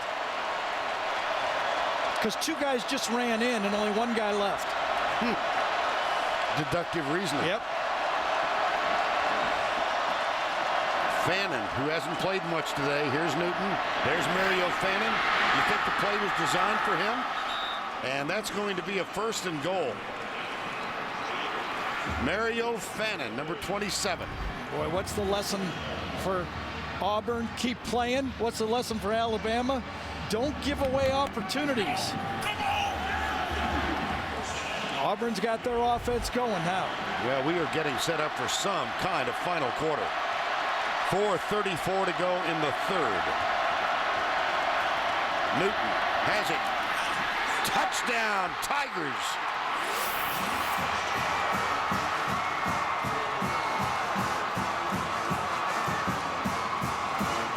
Cam Newton rode the block of Mike Berry. Power one way, unbalanced line, just power it in. Incredible. If it was a Little League game, they might have mercied it in the 1st quarter. It was 21-0 after 3 Alabama possessions. Simultaneously, 3 consecutive 3-and-outs. That's what happens when you have 24 seniors on your football team like Auburn. 18th rushing touchdown to break the school record held by a couple of pretty decent players. Bo Jackson, Cadillac Williams, 24-21.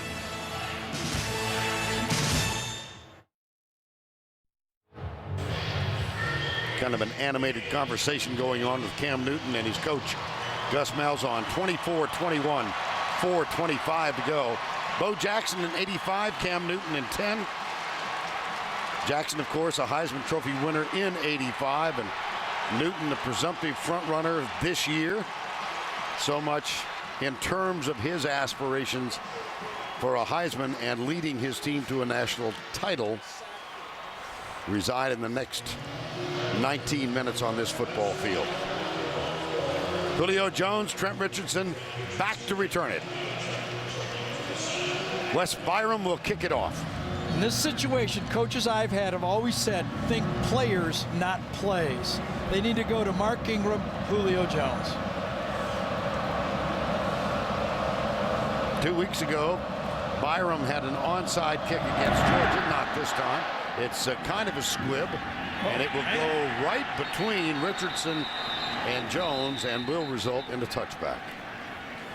Now let's go to Tim Brando for this Heisman Watch presented by Nissan.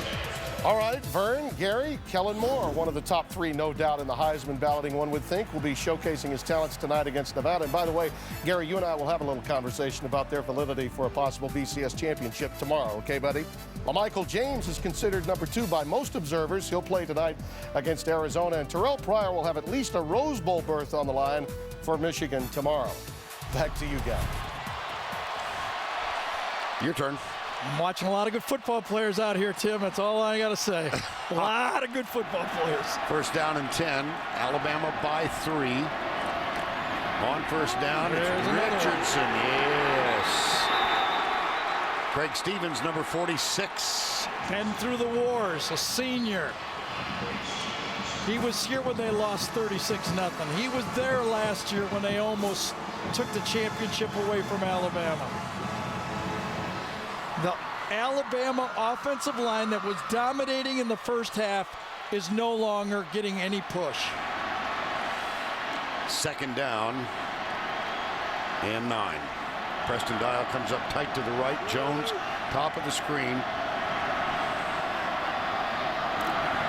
McElroy back. Fires it deep. Tipped, incomplete. There, he dropped it.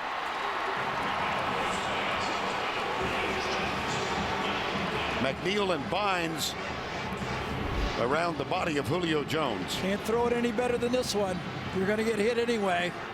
Julio usually catches that, but Bynes got his hand on it. If you notice that, Bynes popped that ball loose. Nice play by Josh Bynes. Look at the total yardage. First half, second half. Here's your basic big third quarter play. 3rd and 9 in a 3-point game.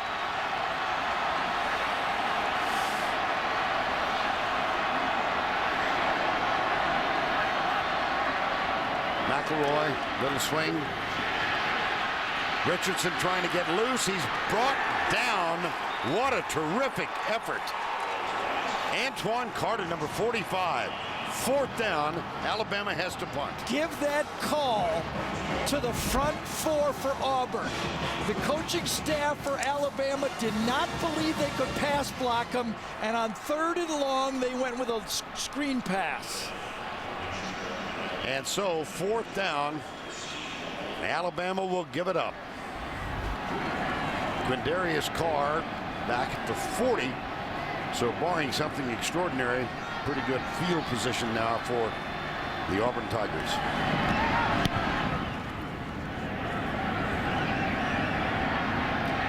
Whoa. No. It's loose. It's loose. Wow. What a decision by Carr. What was he thinking? Without a fair catch, the way that offense has been going. Oh, man.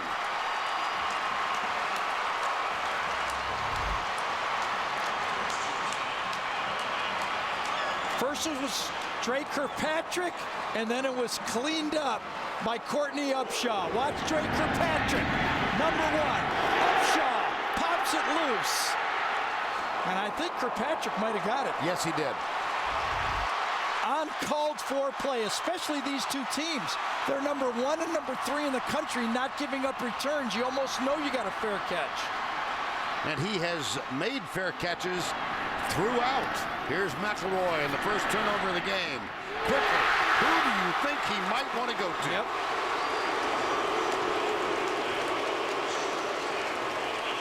And I'll tell you, Steen, offensive lineman that replaces Barrett Jones, is down on the play. That's a nice catch. A little bit back shoulder, but receiver adjusted to it. That's a gain of 14 and a first down at the 13-yard line, call it. Quindarius Carr with the decision to return the punt. Hit by Courtney Upshaw, and Dre Kirkpatrick fumbles.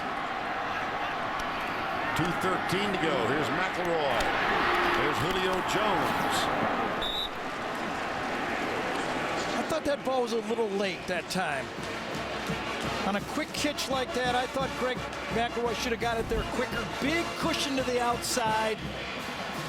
Takes a little too long and allowed Nico Thorpe to come and close on the play. 2nd and 5. Still positive though, huh? At the 7. Yeah. Alabama has forced 6 red zone turnovers in 2010. Have committed.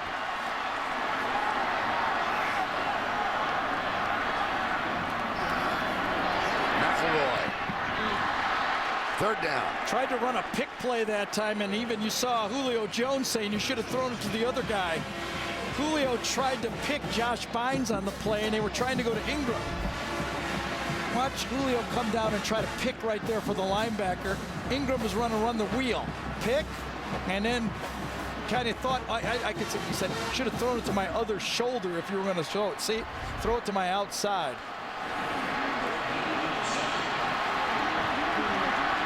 Steen still not in the game. Yes. 3rd down. McElroy looking for Jones, fires it inside, up and over the top, and the flag is thrown. 2 of them. Demond Washington, number 14. 2 of them. 1 interference, and maybe 1 illegal procedure. Yes, there is 1 back at the 7.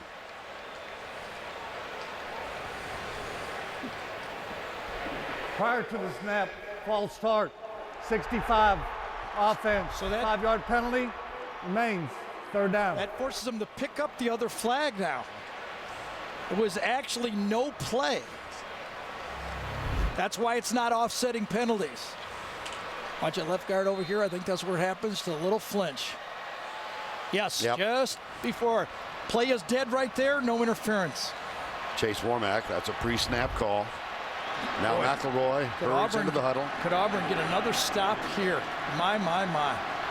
9 seconds on the play clock. Now it's 7. 3rd down.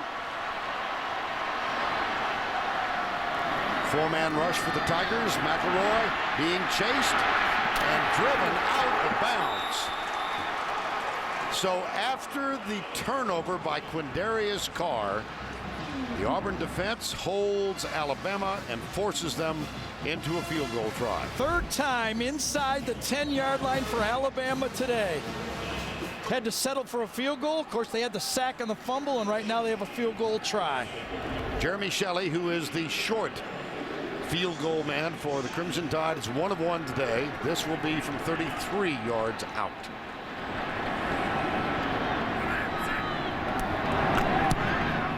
A.J. McCarron's hold is good, and Shelley cuts it inside the left upright. But Gene Chizik's got to be a little happy, and Quindarius Carr slightly relieved. Absolutely.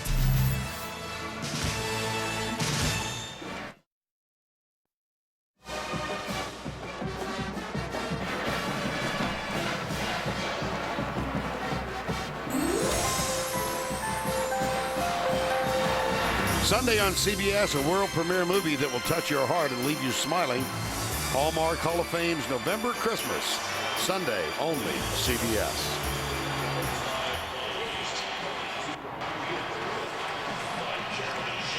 (27-21), 1:05 to go. What a stop for this Auburn defense. What an... He thought it was still Halloween and not Thanksgiving. Yeah, it was. Cade Foster will kick off. McCaleb, Demond Washington are deep. Washington, as we mentioned, had that 95-yard kickoff return for a touchdown against Ole Miss. He will get this one 95 yards away. Pretty good return out to the 33. Well, we said Nick Fairley's going to have to make some plays, and he has made some plays. Remember, he's crawling through and stopping the running play. Then the next time Alabama's down there, he gets the sack and recovers the fumble. And then last time, that defensive line again forces McElroy with good coverage this time in the secondary. Antoine Carter comes around and makes the play. That's 3 times this Auburn defense has held Alabama inside the 10 without a touchdown.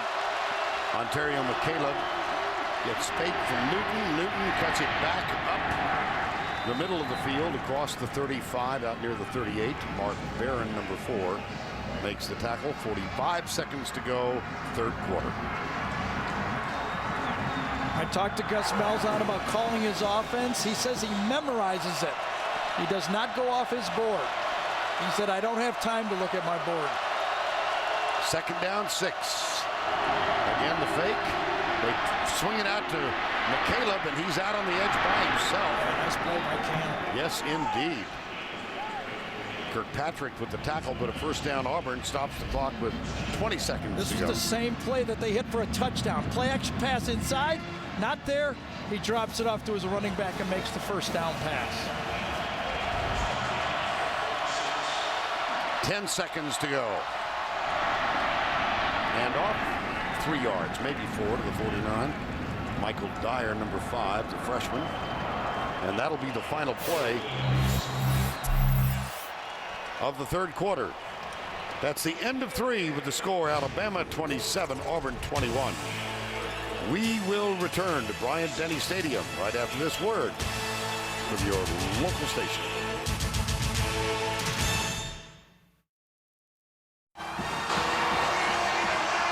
We welcome you back to Tuscaloosa and the 75th playing of the Iron Bowl. Auburn and Alabama, these two bitter in-state rivals. Alabama, the defending national champions, had a 24-0 lead. Auburn, undefeated, ranked second in the country and second in the BCS, has come back to trail by 6. Vern Lundquist, Gary Danielson, Tracy Wolfson, the Crimson Tide, and the Tigers. On 2nd and 7, the handoff right side. And McCaleb gets the handoff. It's going to be 3rd down. Well, we thought we might get something special. It looks like we're going to. This conference never ceases to show up every week in and week out. Well, they say the definition of a rivalry is when the fear of losing to your rival is more intense than the joy of winning the game. And I think this rivalry has shown that today. Neither one of these two teams want to step up there after this game and say, oh no, I got to hear about this for a whole year. Newton left side. Good tackling. Stopped. It sure was. That was D. Menzie. It's 4th down. I'll be surprised if Auburn doesn't punt this ball the way their defense has been playing in the second half.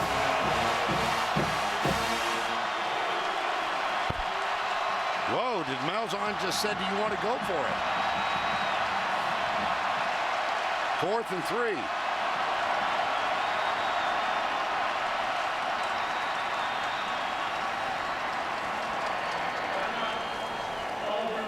Let's talk about this. Yes. So they've called timeout.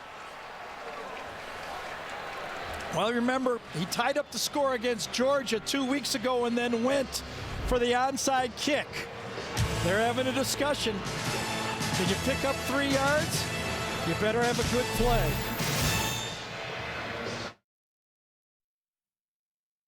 And now it's time for our Geico game recap. Alabama opened quickly. Here was McElroy handing off to Mark Ingram, who skipped in untouched. 7-0. Alabama next possession. McElroy, Julio Jones, 68 yards, 14-0. Alabama, McElroy, who hit a career high of 335 in the first half, finds Darius Hanks, 21-0. Shelley made it 24-0 with this 20-yard field goal. And then Auburn began this tenacious comeback. First, Blake with a touchdown. Zachary, 70 yards with the touchdown. Second play of third quarter. Cam Newton over right guard for a touchdown. Made it 24-21. Shelley kicks the field goal from 32, and that's where we stand. 27-21.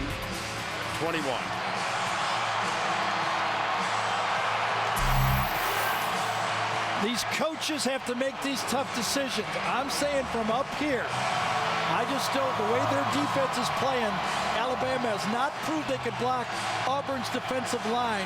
I would not risk field position. They will go for it on 4th and 3. Lutzenkirchen comes in tight. This could be a short punt. Yes, it could be.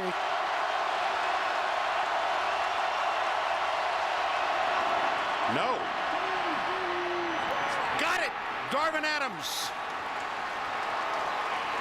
Oh, my goodness. They did the same thing in a game that we did. It was either LSU or Georgia game, a very similar play. Pulled him in like that, and he missed the pass. Just like that. This time he delivers it. First down after the 4th and 3. Play fake. Newton looks for a block from McCaleb, gets a little bit of one, and is out of bounds with another first down. 4th and 3. Now, Newton has kicked it in this situation before this year. Going to go one-on-one. He knew it was one-on-one. How about the faith they have in their quarterback? Is he a running quarterback? Yes, he is, but he's a throwing quarterback too. First down 10 at the 25. They come right. Dyer. Lot of room out of bounds inside the 15. Another Auburn first down. I got a big smile on my face because I just admire all these guys, the way they're competing out here. The shock that they got hit with early in this game and the way they're coming back now, the offense is going quickly. First down and 10. Up the middle they go again. It's Michael Dyer again. Dyer, another one of those true freshmen. They play 6 freshmen on defense. Not all in started roles, obviously, but they play. And you can see the Verizon red zone. Second down. Alabama brings one off the corner. Quick flip out to the left side. This is Emory Blake. And he fights his way to the 7-yard line. Yeah, well defended that time. Turned back inside to where all the help was pursuing inside. And it brings up third down on the 11th play of the drive. 3rd and 4. Trailing by 6.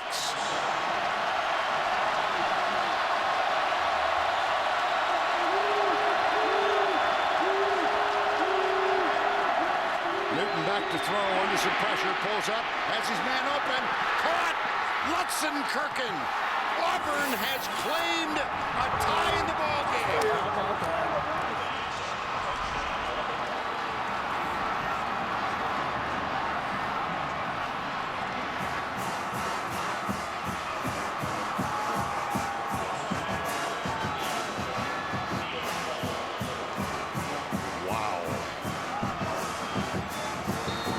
Byron for the extra point. He's missed one this year.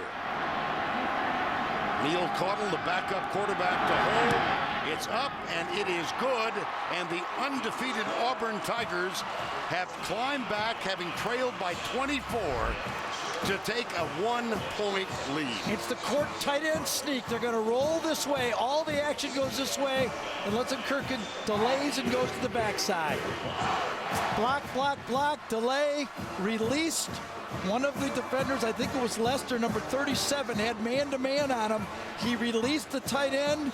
Once he released, wide open.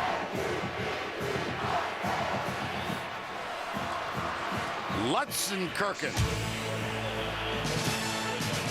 Gene Chiswick. That's a little easier to pronounce. I know that we're in Tuscaloosa, but you could say the sun is shining on Auburn right now. Aerial coverage of the SEC on CBS, provided by Goodyear. 24 down, and Auburn has climbed back into the lead. It's not the first time they've come from a deficit. Mississippi State stopped at midfield on the final drive. They won by 3. Clemson missed a 32-yard field goal in overtime. They defeated them by 3. South Carolina trailed by 6 in the 4th quarter, wound up winning 35-27. West Byram, his time expired. They defeated Kentucky 37-34. Trailed by 6 in the 4th against Arkansas. Scored 28 unanswered. And here they were down by 24, 7 minutes to go in the first half. And the sun is shining on some of those Auburn fans up there in the upper deck. Yes, it is. Oh, my gosh. Isn't that an omen? Well, there is no such thing as omens in football. You got to block and tackle. Now it's Alabama's turn.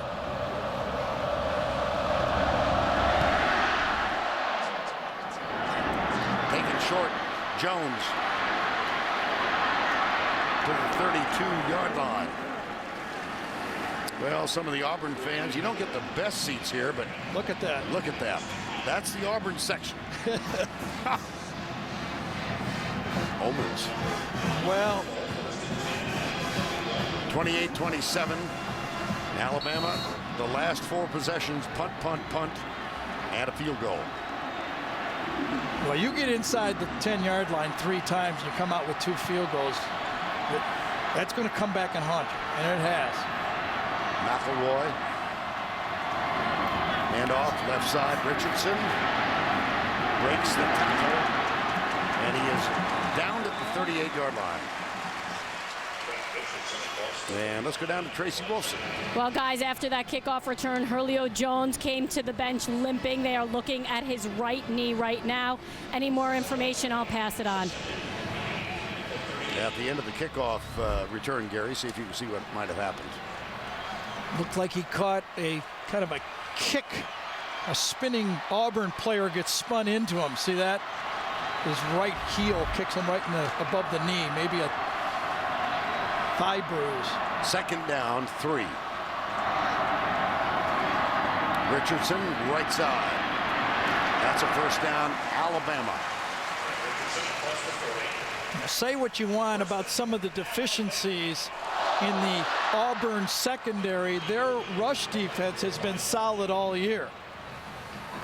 And again, this defense for Auburn has stepped up in the second half and pretty much, as the graphic showed you, has put stops up there. Fairley, Clayton, Ted Roof, the defensive coordinator. Of course, his head coach is a great defensive coordinator. When in 2004, he was the defensive coordinator when Auburn went undefeated. McElroy back. Flushed, shoves it out. Richardson has it. Denied the first down, but a nice positive play. Yeah, but I think he might have got Greg McElroy tweaked just a bit on the play. He was very close to the line of scrimmage. Good coverage downfield. Comes forward, yes, had his foot behind. Oh, wow. Yep. Del Toro Freeman. Yeah, Julio Jones still on the bench. Yeah. Second down, 1. Alabama trailing by 1. 9:50 to go. Richardson going right. Close for the first down. Might be another reason why Alabama is forced to run the ball here. Darius Hanks and Julio Jones, number 15 and number 8, 2 of the top 3 receivers on the bench for Alabama. Darius Hanks, Julio Jones.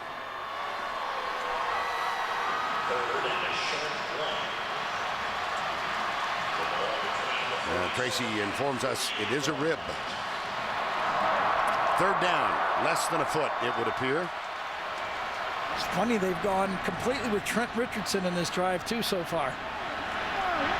Timeout, Alabama.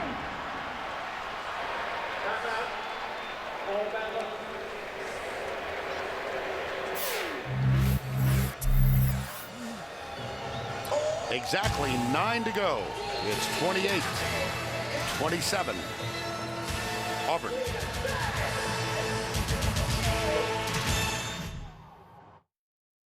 Even reverse the teams, and there's some remarkable similarities in this game. Last year, it was Auburn that jumped out to a 14-0 lead.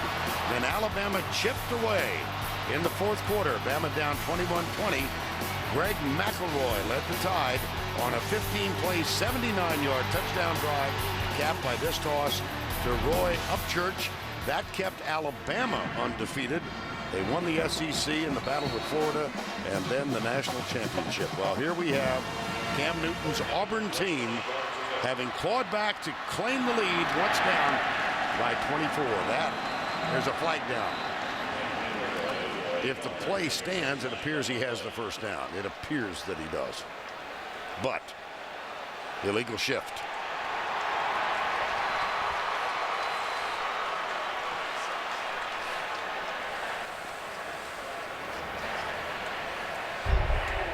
Illegal shift on the offense. Not all players got set.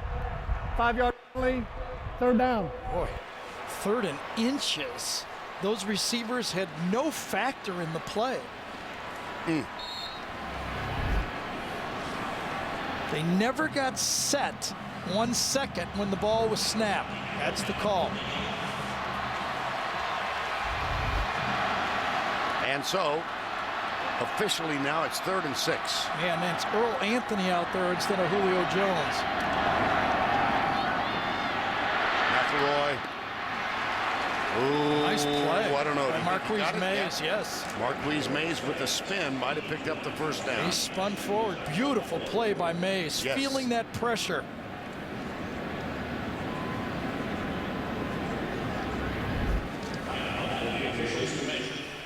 Chain will come out.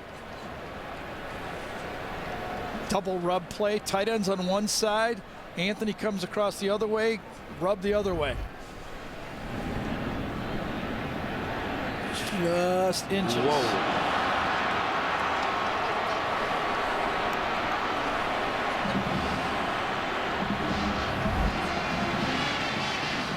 Another look.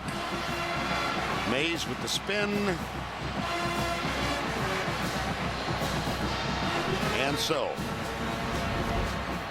8:23 to go, 4th and inches.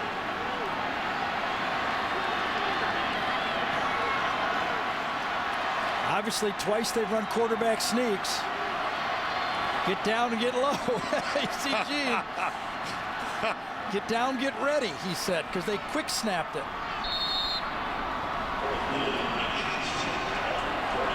Ingram is in the backfield.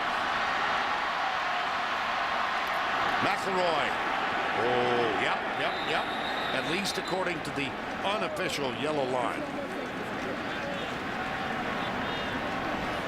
Now, El Toro Freeman has the ball in his hands, but there was no indication of a fumble down in the pile.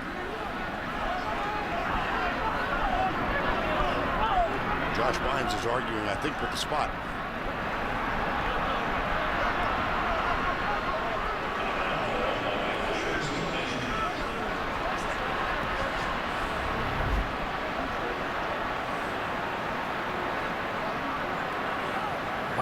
Bynes hits him just as he lunges forward, but he only needed an inch. And he got it.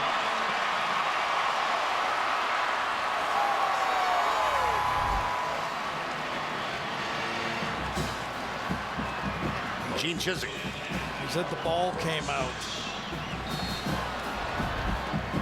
First down 10, 8:08 to go. I do have to admire the incredible job Gene Chiswick has done with this football team. All of the distractions, all of the pressure, down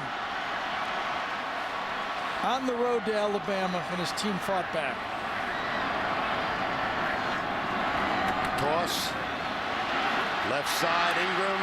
Whoa. Put it on the ground again. It's down. Alabama recovers. So Mark Ingram, having put it on the ground twice in his career prior to today, has put it on the ground 3 times. Yeah, this one might have been caused by him hitting the ground, though, and it probably would have been forward progress right there and not been called a fumble. 2nd and 6. Ingram, who had 30 yards in last year's win, has 30 yards in today's game, in which they trail by 1.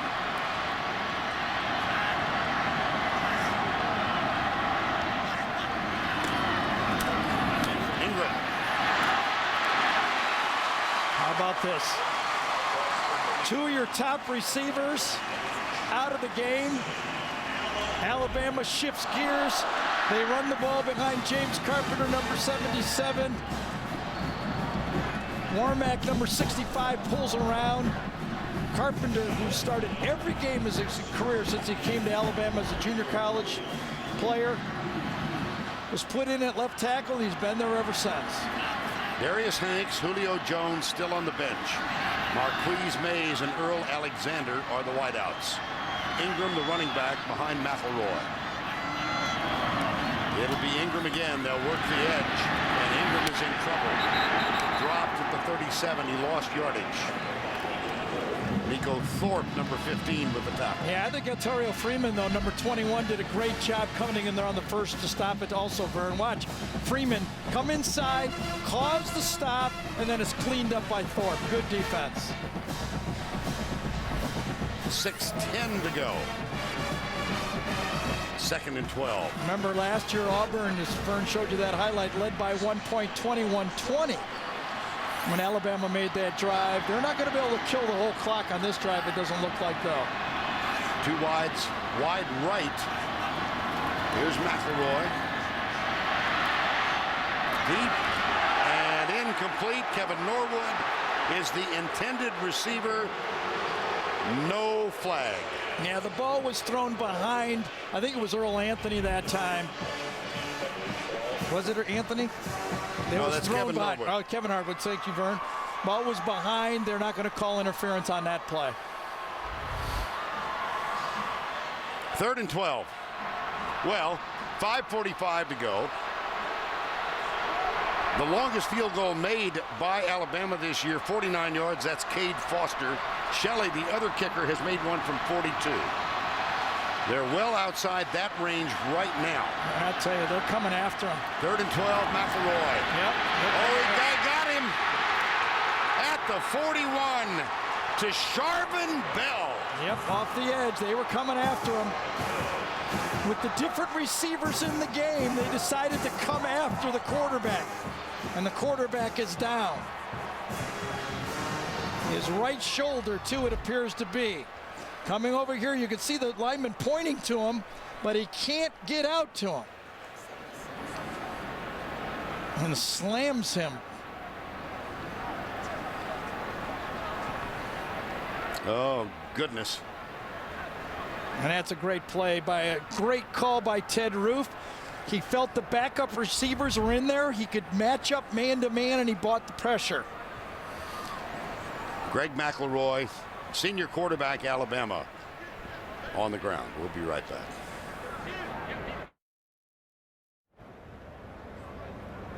We are back in Tuscaloosa, where Greg McElroy, the senior Alabama quarterback, remains on the ground. The medical staff paying attention.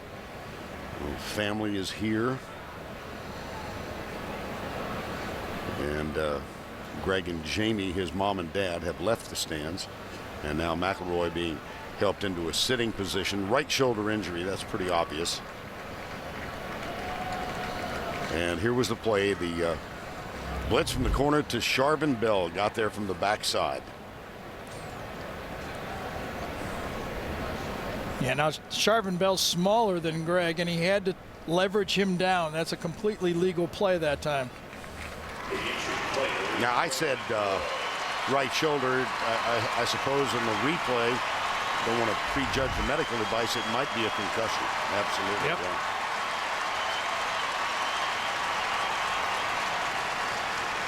Matter of fact, it looks more like that's what it is. Doesn't it? Yeah, it sure does. Well, they take the motorized stretcher off the field, and Greg McElroy is able to walk back almost without assistance. A.J. McCarron is the backup, a redshirt freshman. McElroy will continue to get assistance. It's 4th down and 16. McElroy, who hit his first 12 passes in this game, is on the bench now, having hit a career high of 374. And Auburn very late getting out on the field. Now remember, Alabama substituted, so Auburn has an opportunity to substitute. That's why the official was standing over the ball. Wonder if they saw Tennessee LSU. And here is the snap. It's Mandel. Oh, he shanked it. He did. Oh, badly. Out of bounds, short of the 25-yard line.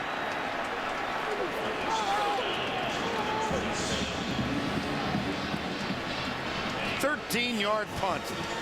McElroy getting medical attention. This punt didn't even make a first down, did it? No. Well, this Alabama defense is going to have to step up now. Auburn's got 4 seniors on the offensive line, and the Alabama defense that couldn't make a play against South Carolina to win it, couldn't make a play against LSU to win it. Can they stop Auburn? 5:18 to go, 1st and 10. Auburn by 1. Eric Smith is the H-back, number 32. Here's Newton, quarterback draw, and he gets 1 or 2. Let's get more on Greg McElroy. Here's Tracy Wilson. Well, guys, he's on the bench right now, and he looks completely out of it, and that's exactly what they were checking for, a concussion. And I think it's safe to say that A.J. McCarron is going to have to finish this game for Alabama, guys. Little wan smile from Greg McElroy. Yeah, if he can get back in the game. Remember Auburn's drive against Kentucky.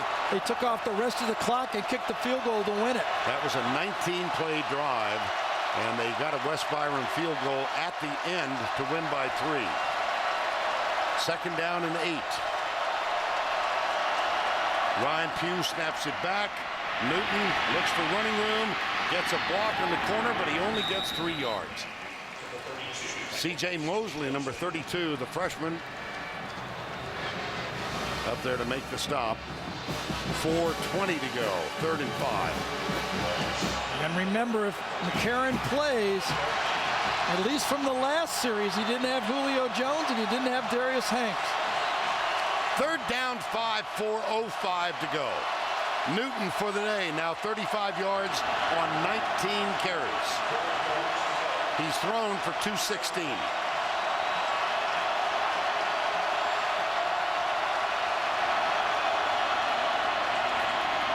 He'll take it up the middle. Yes, he did.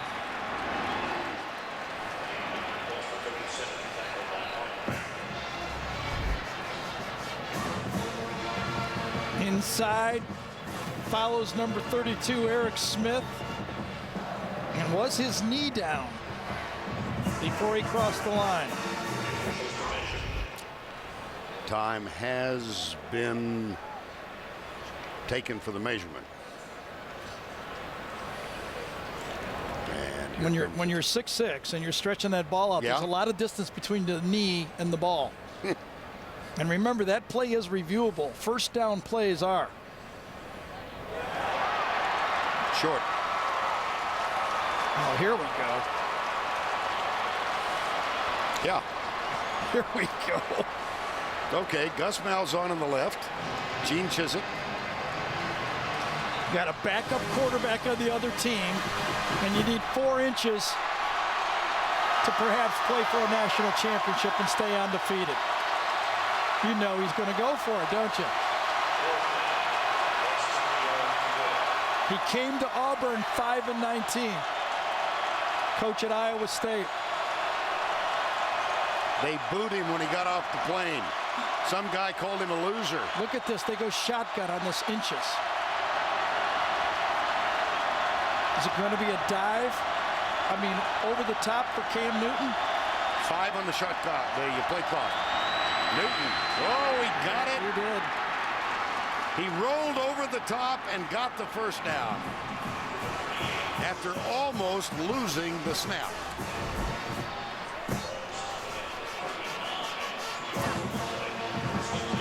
Oh, brother. Inside, right on top of it, gets pushed, rolls across. 2:50 to go. And Alabama, as you can see, only has 1 timeout. Newton, caught, dropped.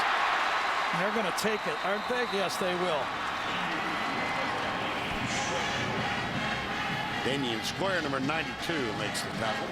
I'll tell you that comeback by Auburn down this many points is one of the all-timers. Newton appears to be shaken up on the play. Limping a little as he turned and ran back to his left. Yeah, he ain't coming out of the game, though. I can guarantee that. We thought his Heisman Trophy run was against LSU. Right. Remember that one from Patrick Peterson? Sure. I'll tell you, his play of the year for me might be that 4th down pass. He found Darvin You talk about faith. 4th and 3 or 4, and he rips a throw. And I remember early in the year, I don't recall which game it was. It might have been LSU. He missed the throw, and it led to this touchdown later on the same drive. Talk about faith in your quarterback. Julio Jones sitting next to Greg McElroy. He went out having returned a kick and was injured on the kickoff return. Now Newton giving evidence of being in some pain. 2nd and 12. For the day, 13 of 20. And it was the last play when he got shaken up. Right there. Now, 2nd down, 12. McCaleb around the corner. Mark Barron is there to make sure he doesn't round the corner very far. They tried the same play they hit LSU on the 70-yard speed sweep. Remember, we thought the ball would never leave Cam Newton's hand. And they tried to get outside of it. Wonderful job to the outside that time by D. Milner. Played off the block and got outside to make the tackle.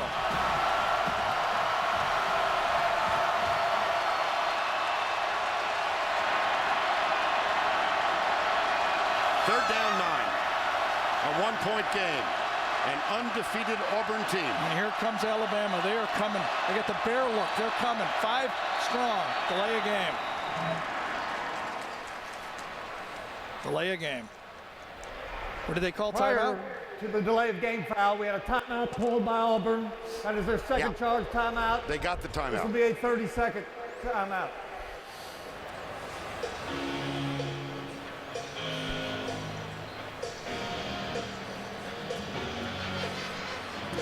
Well, I keep thinking we thought we might get something exciting. Yeah, we sure did. Well, this one began at 1:30 Central Time. The defending national champs against the undefeated Auburn Tigers in the Iron Bowl, 75th meeting. And it opened with a strong Alabama surge. They scored touchdowns on their first 3 possessions to go up 21-0. Cam Newton and the Auburn Tigers went 3 and out the first 3 times they had it. It was 24-7 at the half. But one of the key plays, and there have been dozens of them, but the second play of the second half. Yeah, the long 71-yard touchdown pass. But I still think the key to the ball game, for me, the key to the ball game, Alabama 3 times inside the 10 and get 2 field goals. Third down and 9. Sweep. Great pursuit. 4th down. Nico Johnson, number 35, took an angle and flew to the ball carrier. And Auburn will have to punt with about 1 minute to go in the game, and Alabama will have their backup quarterback in the game. With no timeouts.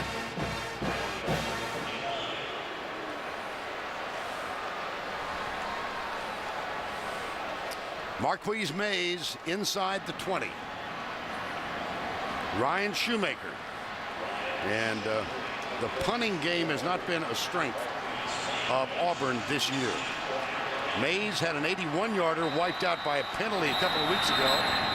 And this one is whistled dead prior to the snap. Auburn is their 3rd and final timeout. It will be a 30-second timeout.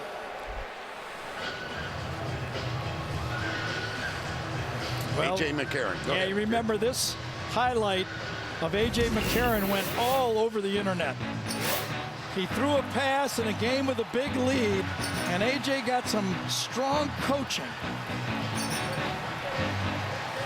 And a whack on the behind. Will he get Julio Jones? Because I see Julio Jones with his helmet on. Julio Jones out the last series for the day. 10 catches, 199 yards. 7 of those catches in the first half. And again and again and again, this is why I feel that the big conferences deserve all tiebreakers and all benefit of the doubt when they play for the national championship. Because the little guys don't have to get over this Alabama hurdle. I'm sorry. On 4th and 10, Ryan Shoemaker to punt. Return is on all the way. Mays comes up, lets it bounce, takes it at the 18 and is downed almost immediately. Emory Blake was the first one down there. Now A.J. McCarron. And what did Jim McElwain tell us yesterday? Before A.J. leaves, you will love this guy. Well, he has a chance now to go into the Alabama legendary list. Jones is out there. 1st and 10, 51 seconds to go. No timeouts, trailing by 1. McCarron, deep left side, incomplete. They did not block Nick Fairley. Nick Fairley went right through his man to the quarterback. Watch him right here. Right through him. Inside and right into the quarterback. That was the redshirt freshman, Anthony Steen. Here's Fairley. And it's 2nd down and 10 from the 19. 46 seconds to go.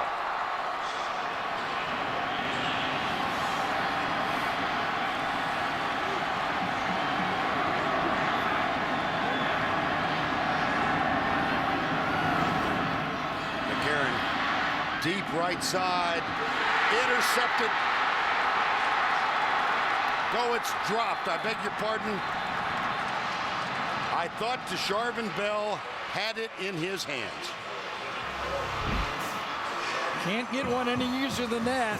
Trying to throw the ball to Kevin Norwood on the play, and he came and kind of raked the ball across his arms and saved it, it looks like, didn't he? Yeah.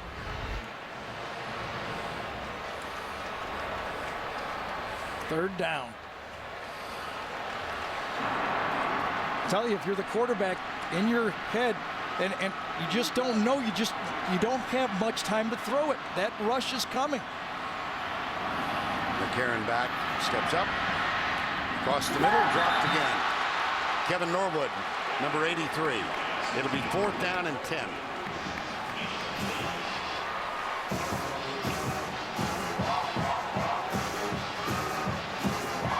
What a comeback. What a football game. What a conference. What a quarterback Cam Newton is. And he did it against one of the most sophisticated defenses in college football.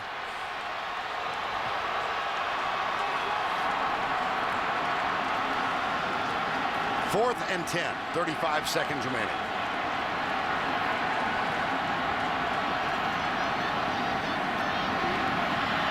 McCarron tipped. No flags. Nico Thorpe. Auburn will win. How do you do? Good coverage. Ball to the outside, and if he caught it, might even been close to the first down. What a comeback. One for the ages. Considering everything that's going on around this program, Vern, can you really believe the focus this guy's had? How sweet it is. Extraordinary. Again, allegations are still out there. No further developments on his personal story nor that of his father. And in the face of all of the turmoil, he leads his team from 24 down to a 28-27 victory in the Iron Bowl.